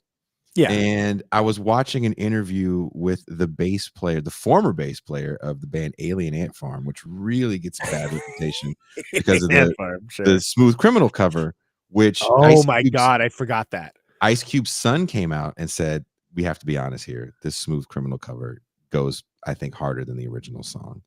And I liked Alien Ant Farm's second record, actually, because they had a video where they crashed the BET Awards. They really crash it. They didn't. Okay. Yes, it's called. I'm starting to like them now. It's called they got lumped in with new metal, and so this guy they're interviewing the bass player who's a tech now, and they're interviewing. They're asking him like, okay, why do you think you guys got lumped in with new metal? He goes, I'm not a metal guy. I hate metal. He goes, but we got it produced at the same studios, so sonically it may sound like a new metal record, but it wasn't a new metal record because we don't do the new metal stuff, right? And he goes, like Riverside or something too. They're from Riverside, yeah. And I guess they had the same management, and this is what he said, and I was like, oh, this is kind of interesting. They had the same management and everything as Incubus, and if you ever heard the early Incubus records are just carbon copy bites of Mr. Bungle and Faith No More. Yeah. They will tell you we wanted to be Faith No More. By the time they release Make Yourself, that does not sound like Faith No More, Mr. Bungle, and that's a massive record for them. And they go on shooting. And they go, oh, I guess we're doing this now. Okay. And so the Alien Ant Farm dudes is like, well, we've always been that way. We never tried to sound like these, even though we like those bands. He goes, and they felt that they were touring with Incubus a lot during that transitional period. And he was like, they kind of bit our thing. I was like, oh wow, what if that's true? I have never thought about Alien. I have never thought about Alien Ant Farm this much ever at any time. That is interesting. And the new metal stuff, I think, gets a bad rap because, like most genres of music that become a flash in the pan genre, say what people call grunge. The bigger names are bands that are hard to swallow, like Limp Bizkit. We should do when does new metal break? Like what's the first year? 94 is when that Korn comes out with was I really? I felt like I was already living in Oakland at that point. Oh dude, it's let's you guys didn't pay attention to it. Yeah. Let's double check. Korn. I don't. Oh my god! Yeah, first one was they started 94, right? Okay, yeah. Okay. Yeah, 94, 95 is when we start. They come out, but they don't really hit until like that first Ozfest. Yeah. So I don't have any burning desire to examine new metal, but I did find it interesting, and I was glad on that album complaints episode that you were on that you were on there because I feel like those dudes are just in their own world. I mean, peace and love. They are in their own world. Like, I'm like, how you motherfuckers never hear Gang of Four? Are you fucking kidding me? Like, oh really? Okay. Yeah. But there's stuff like Sparks. They didn't know. Like when it's like, okay, I get it. You know, Sparks kind of oblique, but like, it's one of the reasons why I like the show. Though it makes for an interesting list. I'm not trying to talk trash. I love those dudes. Actually, I'm going on to talk about Every Good Boy Deserves Fudge by Mudhoney, which I said I would only do after I had Steve Turner. Oh yeah. You want to make sure that exactly. Who knows? You know how they get loose there, right? So want to make sure. But and by the way, Steve Turner, sweetheart of a guy, like real. I watched a little bit of that interview. That was dope. The first Korn records 1984, huh? Well, we should do one of these. This is a blast, by the way. 79 is a great. I mean, like again, dude, I'm loving 70. This is gonna be a fun playlist to make. How much stuff? How many different genres had like turning points here, and like these touchstone records that like we could do 3 more hours. Like we wouldn't even get anywhere near it. I didn't even do the full top 10 because I knew we'd be like, we'd be off on that one, we'd be off on this one. You know, like it's crazy that But I felt the same way about 93 too. Like, I feel like in 93, it's like we barely got going, you know? Because again, there's so much. You're like, oh, I forgot that came out. I forgot that Yep. came out. When you start looking at these catalogs of records that came out during the year, you're like, whoa. And 79 for me was definitely a whoa year because there's music. People always ask me, what new bands are you listening to? I'm like, dude, I spent so many years with my head up my own ass. I'm finally listening to stuff I missed 20, 30 years ago. Yeah. Well, and that's the good part of all music being available. I'm not the All the time, complainer too, that right? everybody is about, well, artist deserves to get paid. It's like, look, dude, you were never gonna stream my shit had you not seen me live.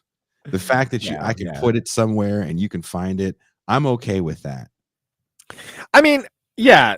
Look, that's a much. I've It's a been on. deeper I've been. conversation we can have. We've Yeah. talked about this like on Yeah. other episodes of this, and I got strong thoughts about all of it. But my model works pretty well, which is just touring, but not just for the point of touring, and then basically have a traveling Etsy store full of stuff for people to buy. Traveling It's Etsy like store, like you said, Etsy store. that's basically what I mean. Like, let's get real. That's kind of what it is. We got all Look, this they turned a limited edition t-shirt into a crap. handbag. Look at that. Yeah, I know. It's like, is it dopey as stuff? Yes. Do people clown me for it? Yes. Does it frickin' pay the bills? Yes, it does. So guess what? You can pound sand with that attitude. And Conan Neutron, the Secret Friends will go and charitably say not a huge band, but not an unknown band either. It's that weird. I was talking to who was it? Who the fuck was I talking to? I was talking to someone about this recently about like, oh, Shiner, Alan from Shiner, about how Shiner is like a working class band. Like, people know it. Like, people have those records, but they're selling out huge venues. They're sell small rooms, and you can make a career on that if you're smart and you're smart with your money, and the music itself is the goal. But those stories are not told. Period. In media. They're not sexy stories because there's stories of like somebody playing a room maybe to 200, 300, maybe 500 if you get real lucky, and then you're maybe driving Uber or something when you get back home. Yeah, nobody wants to hear that because it's like, all right, so just played a couple shows with like 700 people each, sold out shows, great, and now it's paying the phone bill. Like, people aren't looking for that, and it sucks that like, why is it with stand-up comedy you can show a working class artist, the rigors of being a small comic. The bands we still can't for some reason. Like, it's absolutely strange to me. And I don't know. This is a little bit of a tangent. It has nothing to do with the year 1979, but it is a thing, and other people notice it too. And it's weird to me. And I think I will tie it in the fact that I think that the idea of being in a band and being an artist, whether you like punk rock or not, punk rock opened it up. They opened up the floodgates, right? Because it was like, oh, anyone can do this apparently, because these guys are doing it, and that was huge, and so that led to innovation. We talked about B-52s. We briefly talked, Talking Heads. We talked briefly about No Wave and so on. All of these different genres were kind of opening things up because you had these. On the other end of it, you had like these big arena rock acts doing like this indulgent stuff. In some cases, you get The Wall, and in other cases, you get Toto. Sorry, Claw. I do that follow-up record to Hydra with Hold the Line and all the other shit. Look. In context, Georgie Porgy. Oh fuck, get out of here. Context is everything. Like, but it's you have like the upper echelon, these big dinosaur acts, and you have like the bottom opening up, where all these freaks are getting let in. That happened even more so in the MTV era, and this is kind of it's a different flashpoint history, because we talked about 93. It was like 93 is like they still let the freaks in, trying to get their own Nirvana. Everyone wanted their own Nirvana. And so they were like, we will try anything. Hire a young person. Like, what are the best bands? Okay, get them. Sure, give them a major label deal. So it's interesting. This is another year that we picked that has a brief window of allowing the freaks in, right? And that's where my heart is. But you know what else is big here, Conan, that no one likes to talk about? Oh, thanks, Obsessive Audio. Appreciate it. You can be a working musician without being in a touring band. There's still That's studio true. musicians Yeah. that come in and do session work. You rehearse with artists. There's Yeah. still a whole industry built around being a musician. Right. It's starting to end because the drum machine comes in around this time, Yeah. and the drum machine is starting to change a lot of things. But there was a world many moons ago where you had top flight musicians that's what they did. Wrecking Crew. Yeah. Yeah. Like that kind of stuff. And you also had a bunch of unemployed saxophone players that are about to get a whole lot of work coming up in the 80s. Just sitting there in the bread line with their saxophone out. We'll sax for food. Like, listen, go back and listen to this music and think to yourself for a second, there's no samples in this. If you hear Right. orchestration, there's an orchestra. If Yeah. you hear a horn section, there's a fucking horn section in this. We don't the industry doesn't have budgets to do that. Yeah. Number one, and number two, most people don't need it because you can replicate orchestral sounds out of your laptop. No, with the synthesizer, and people do, right? And it's a sort of sidebar to this would be the documentary. I think it's on Netflix about the album cover people, the Hypnosis. It's called what is that called? Squaring the Circle: The Story of Hypnosis.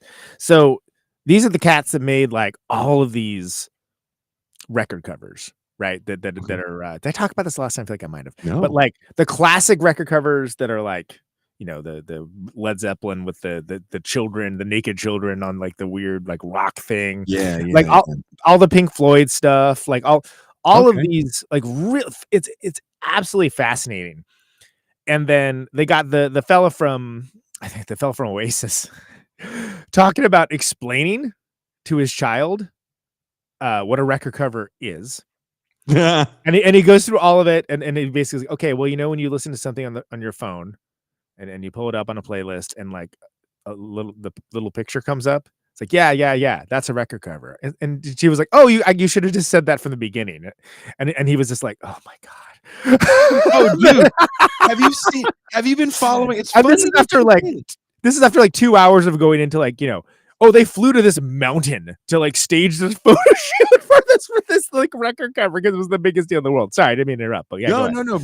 Again, we were talking about it earlier. Record covers for me and VHS boxes. Yeah, that's how I think.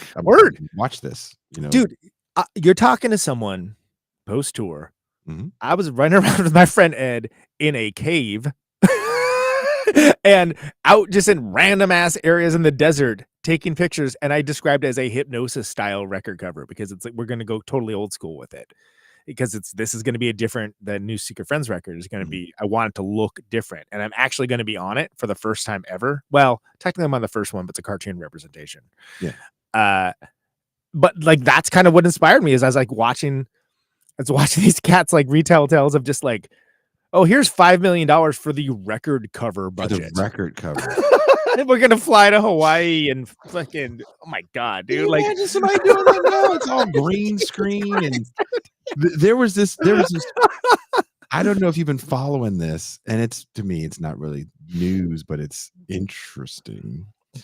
The heavy metal band Pestilence used AI for a cover, and people started shitting on them. They're like, people light them up. Yeah. And I'm like, what? Okay. Why do you think they have a budget?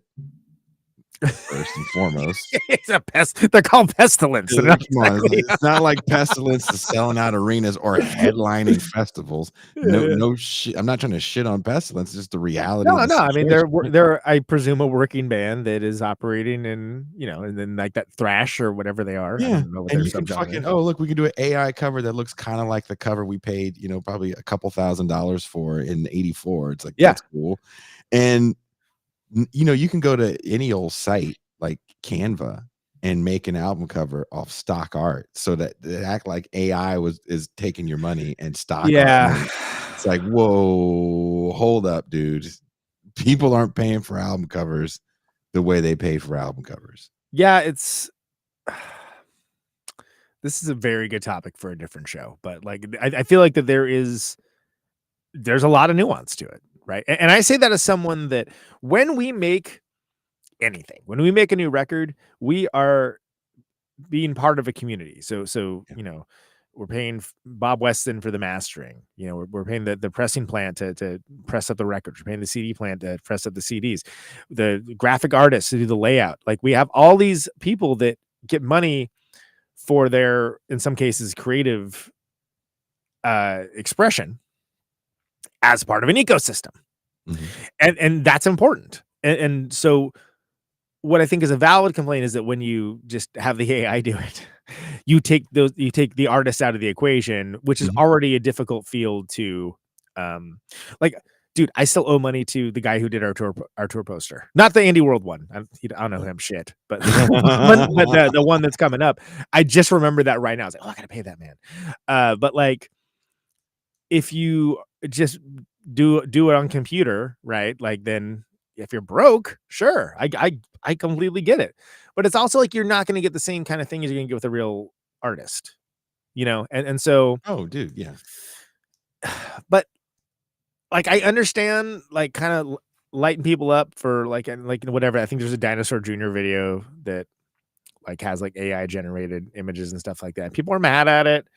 Okay, well, I wouldn't do it, but I mean, it's going to be something. People are mad about this in the same way that they were mad about file sharing, right? And it's like, okay, and that genie has like left the bottle as well. I'm sorry, I hate it as much as you do. AI could try to write a Conan Neutron Secret Friend song. You could certainly try, Yeah. but it's never going to. Is going to be able to write a new Dave Matthews Band song or Hootie and the Blowfish? Probably. That shit's formulaic as fuck. Guess you're never having Darius Rucker on the show. Yeah, come in this week, Darius Rucker. Damn it, you know.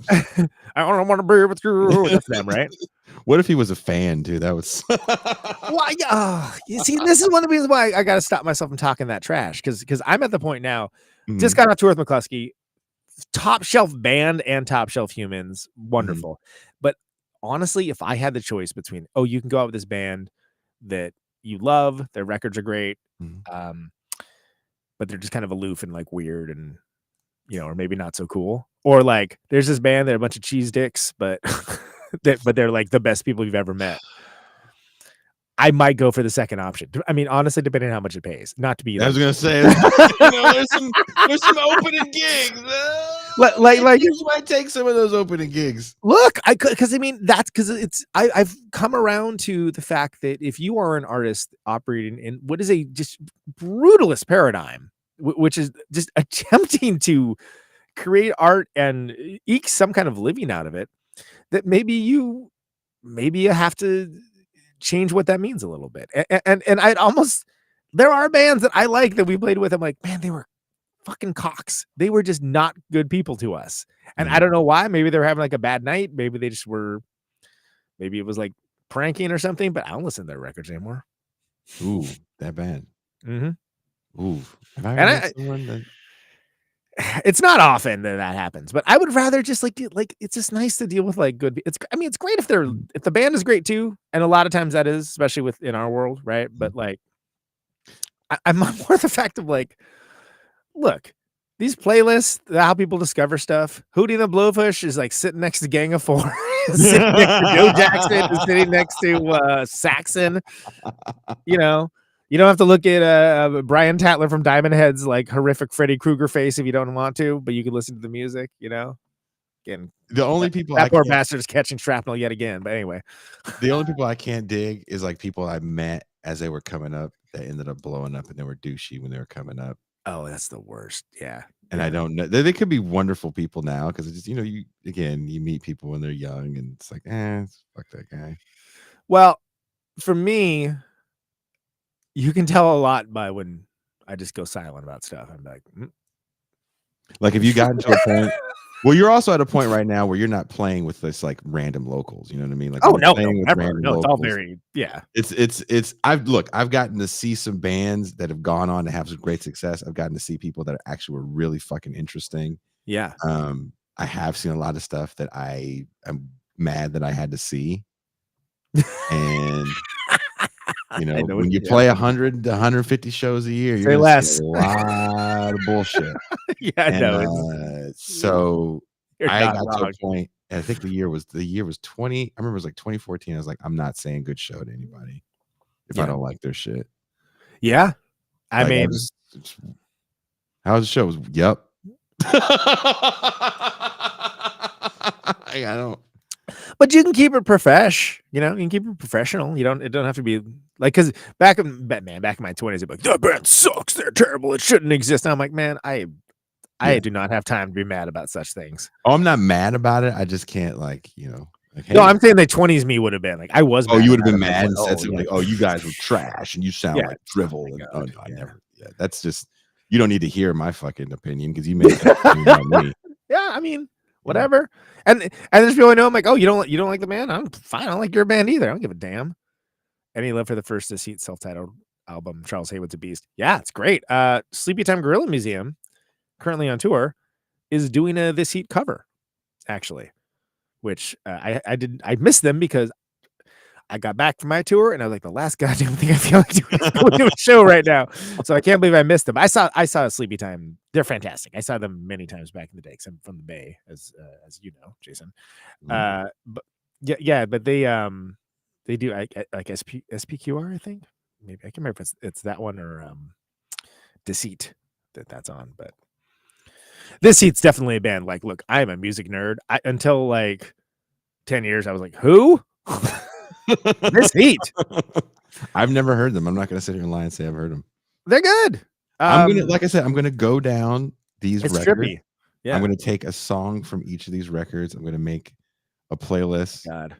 And Sounds I'm like gonna. homework. It's gonna I've be been rad having though. way too much, dude. I've been having that's been my getaway escape thing lately. Is Yeah. like, we didn't take you to it because we didn't go to TJ when you were down here, and you didn't have a chance to come down when you were down in Southern California. But there's this bar that is like my favorite fucking place in the world. It's in TJ. I might go to it later today, and they play like metal, punk, rock, goth, Yeah. just crazy shit, and you can request songs. I've heard so much music I've never heard before at this place. If it's a song everyone knows in the bar, the whole bar is singing along. I was with a younger friend the other day, and we had the whole bar singing My Chemical Romance, Elena. Oh man. Okay. It's like that, huh? All right. Yeah, just you know, just fucking being douche. Like everyone knew the words. I thought that was even funnier. Yeah, dude, metal and punk and like crazy alt shit is really big down here, and there's a dope fucking underground scene in TJ. I will come down and play. That Like sounds dope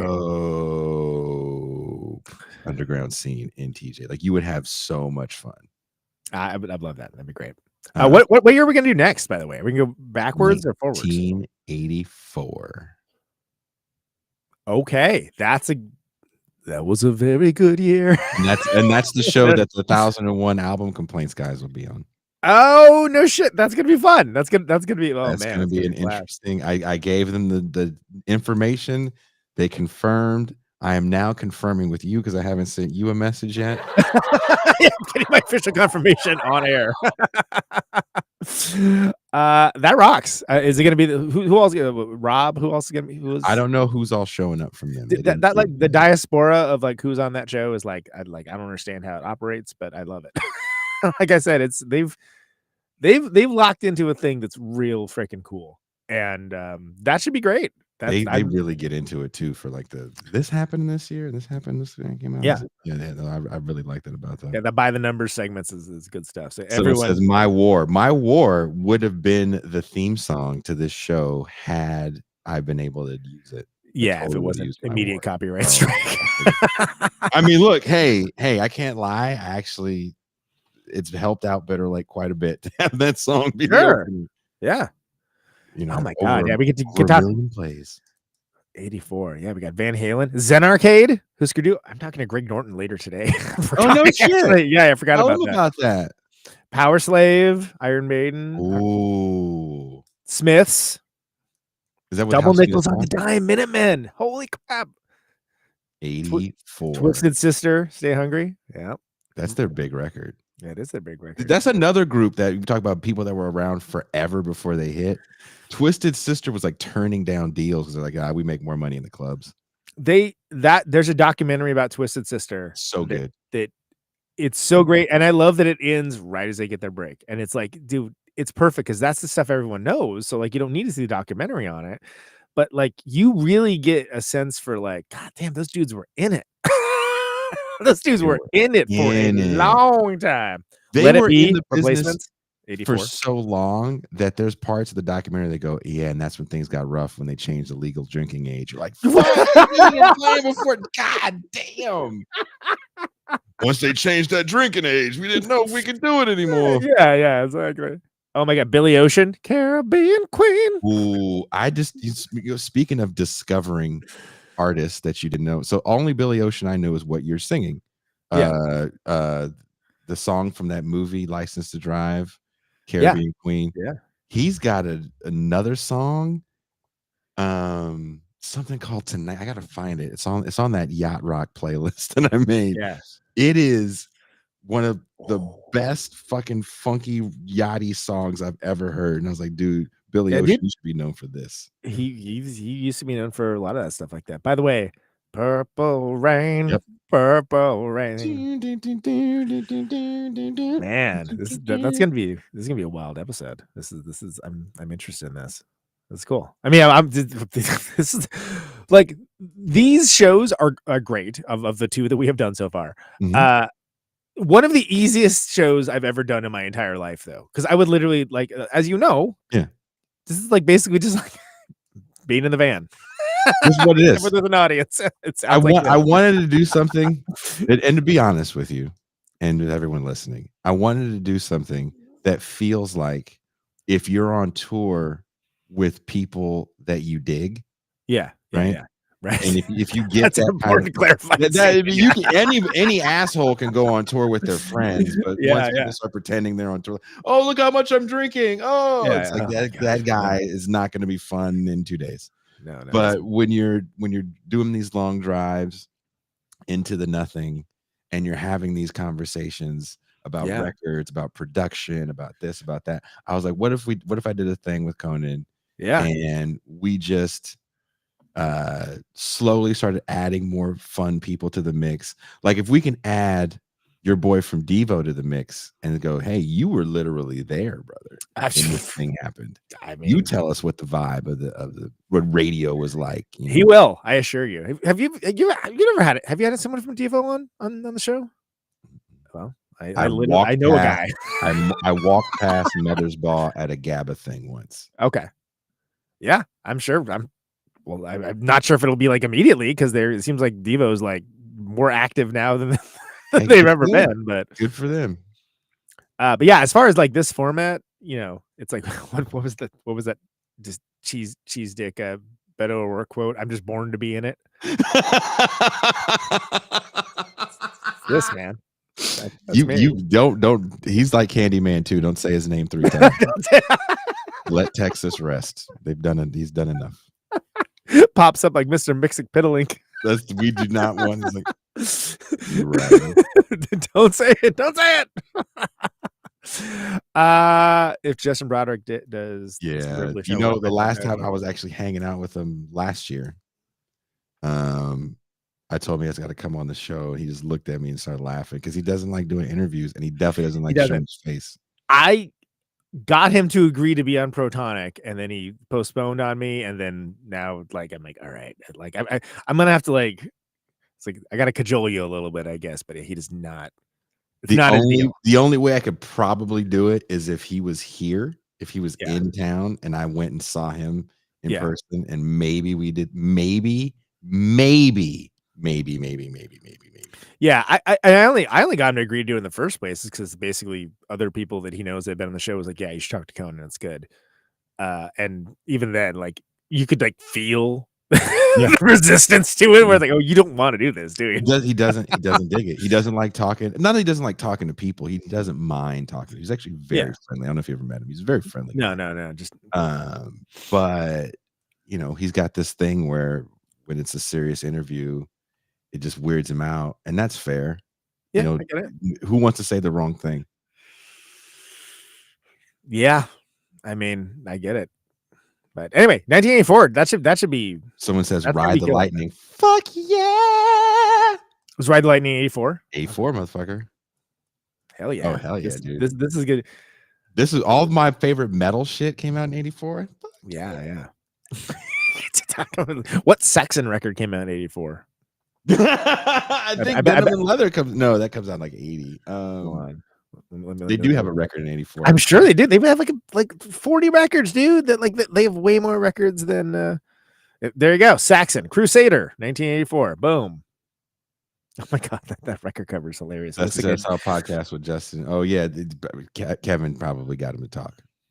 Yeah, I'll get the man to talk. I ain't worried about that. I just need to get him on the goddamn air first. Like that's the thing is like, I mean it'll happen eventually. It'll be happening, but dude, yeah, 84 is gonna be for me personally. That Van Halen has 84. Like I said, Ride the Lightning comes out in 84.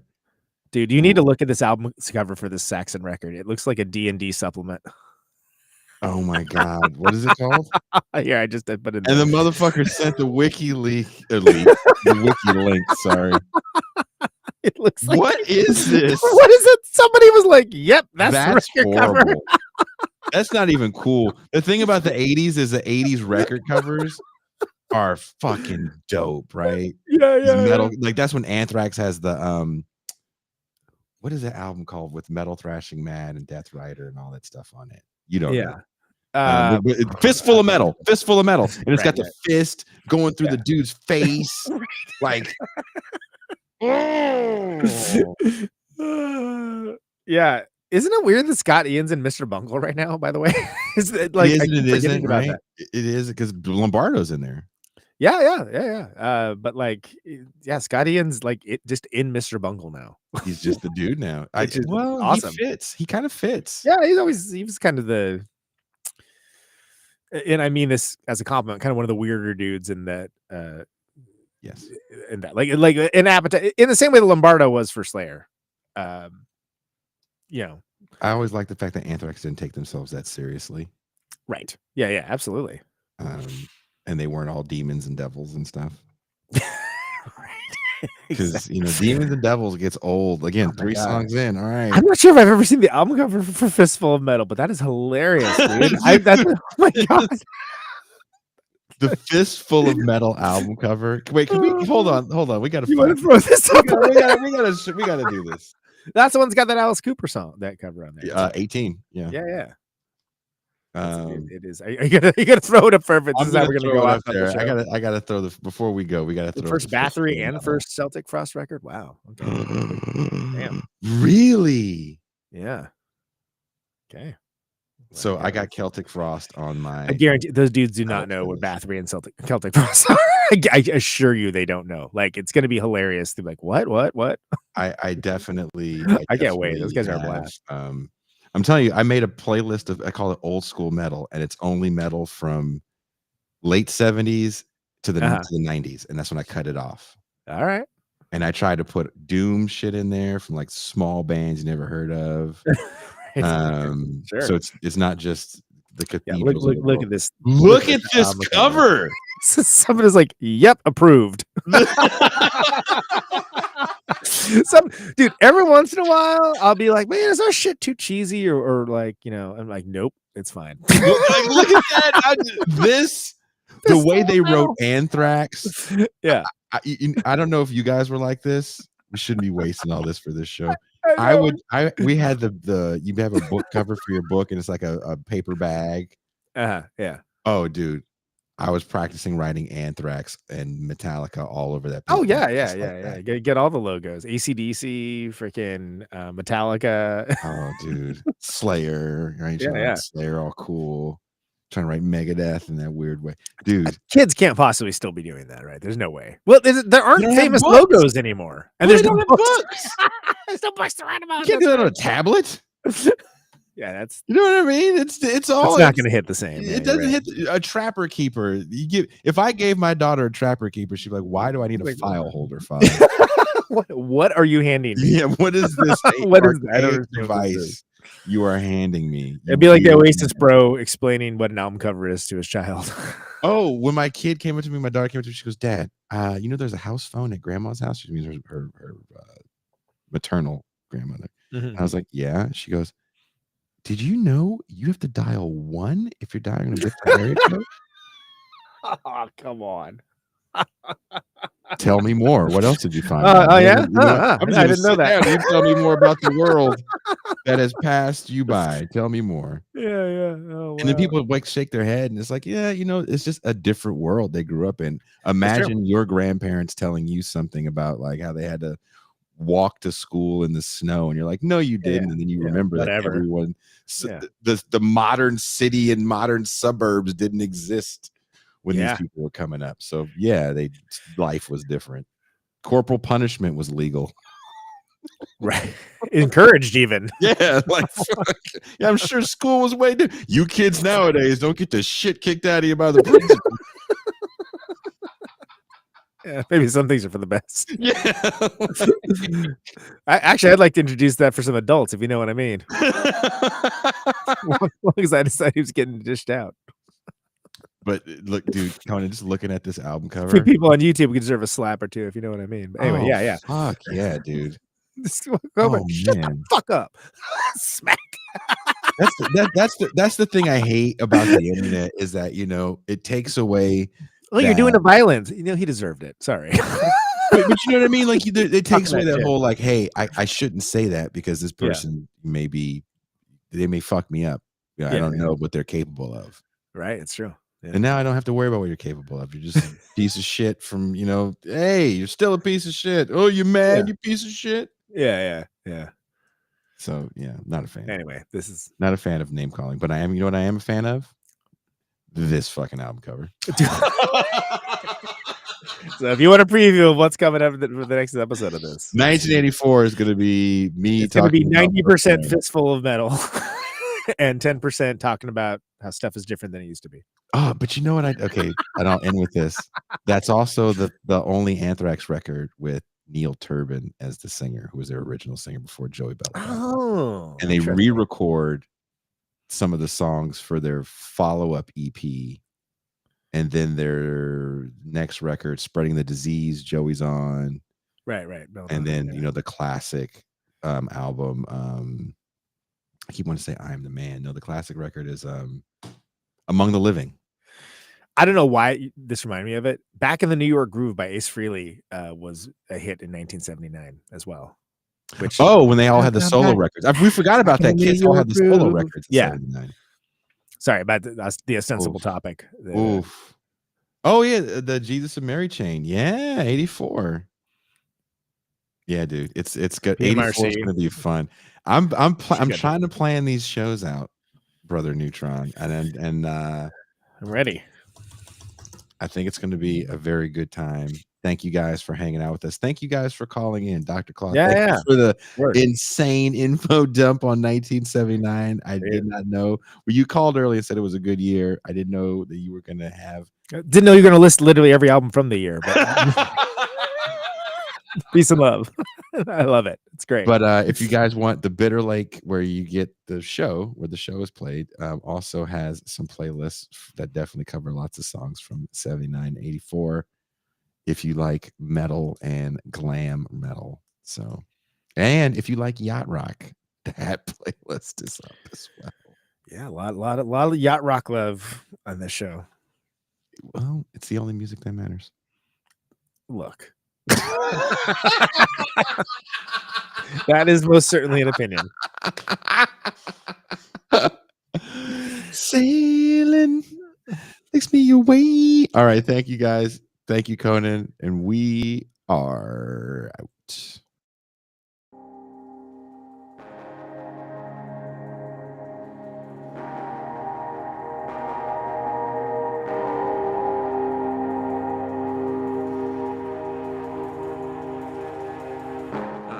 Back when Russia was the Union of Soviet social republics.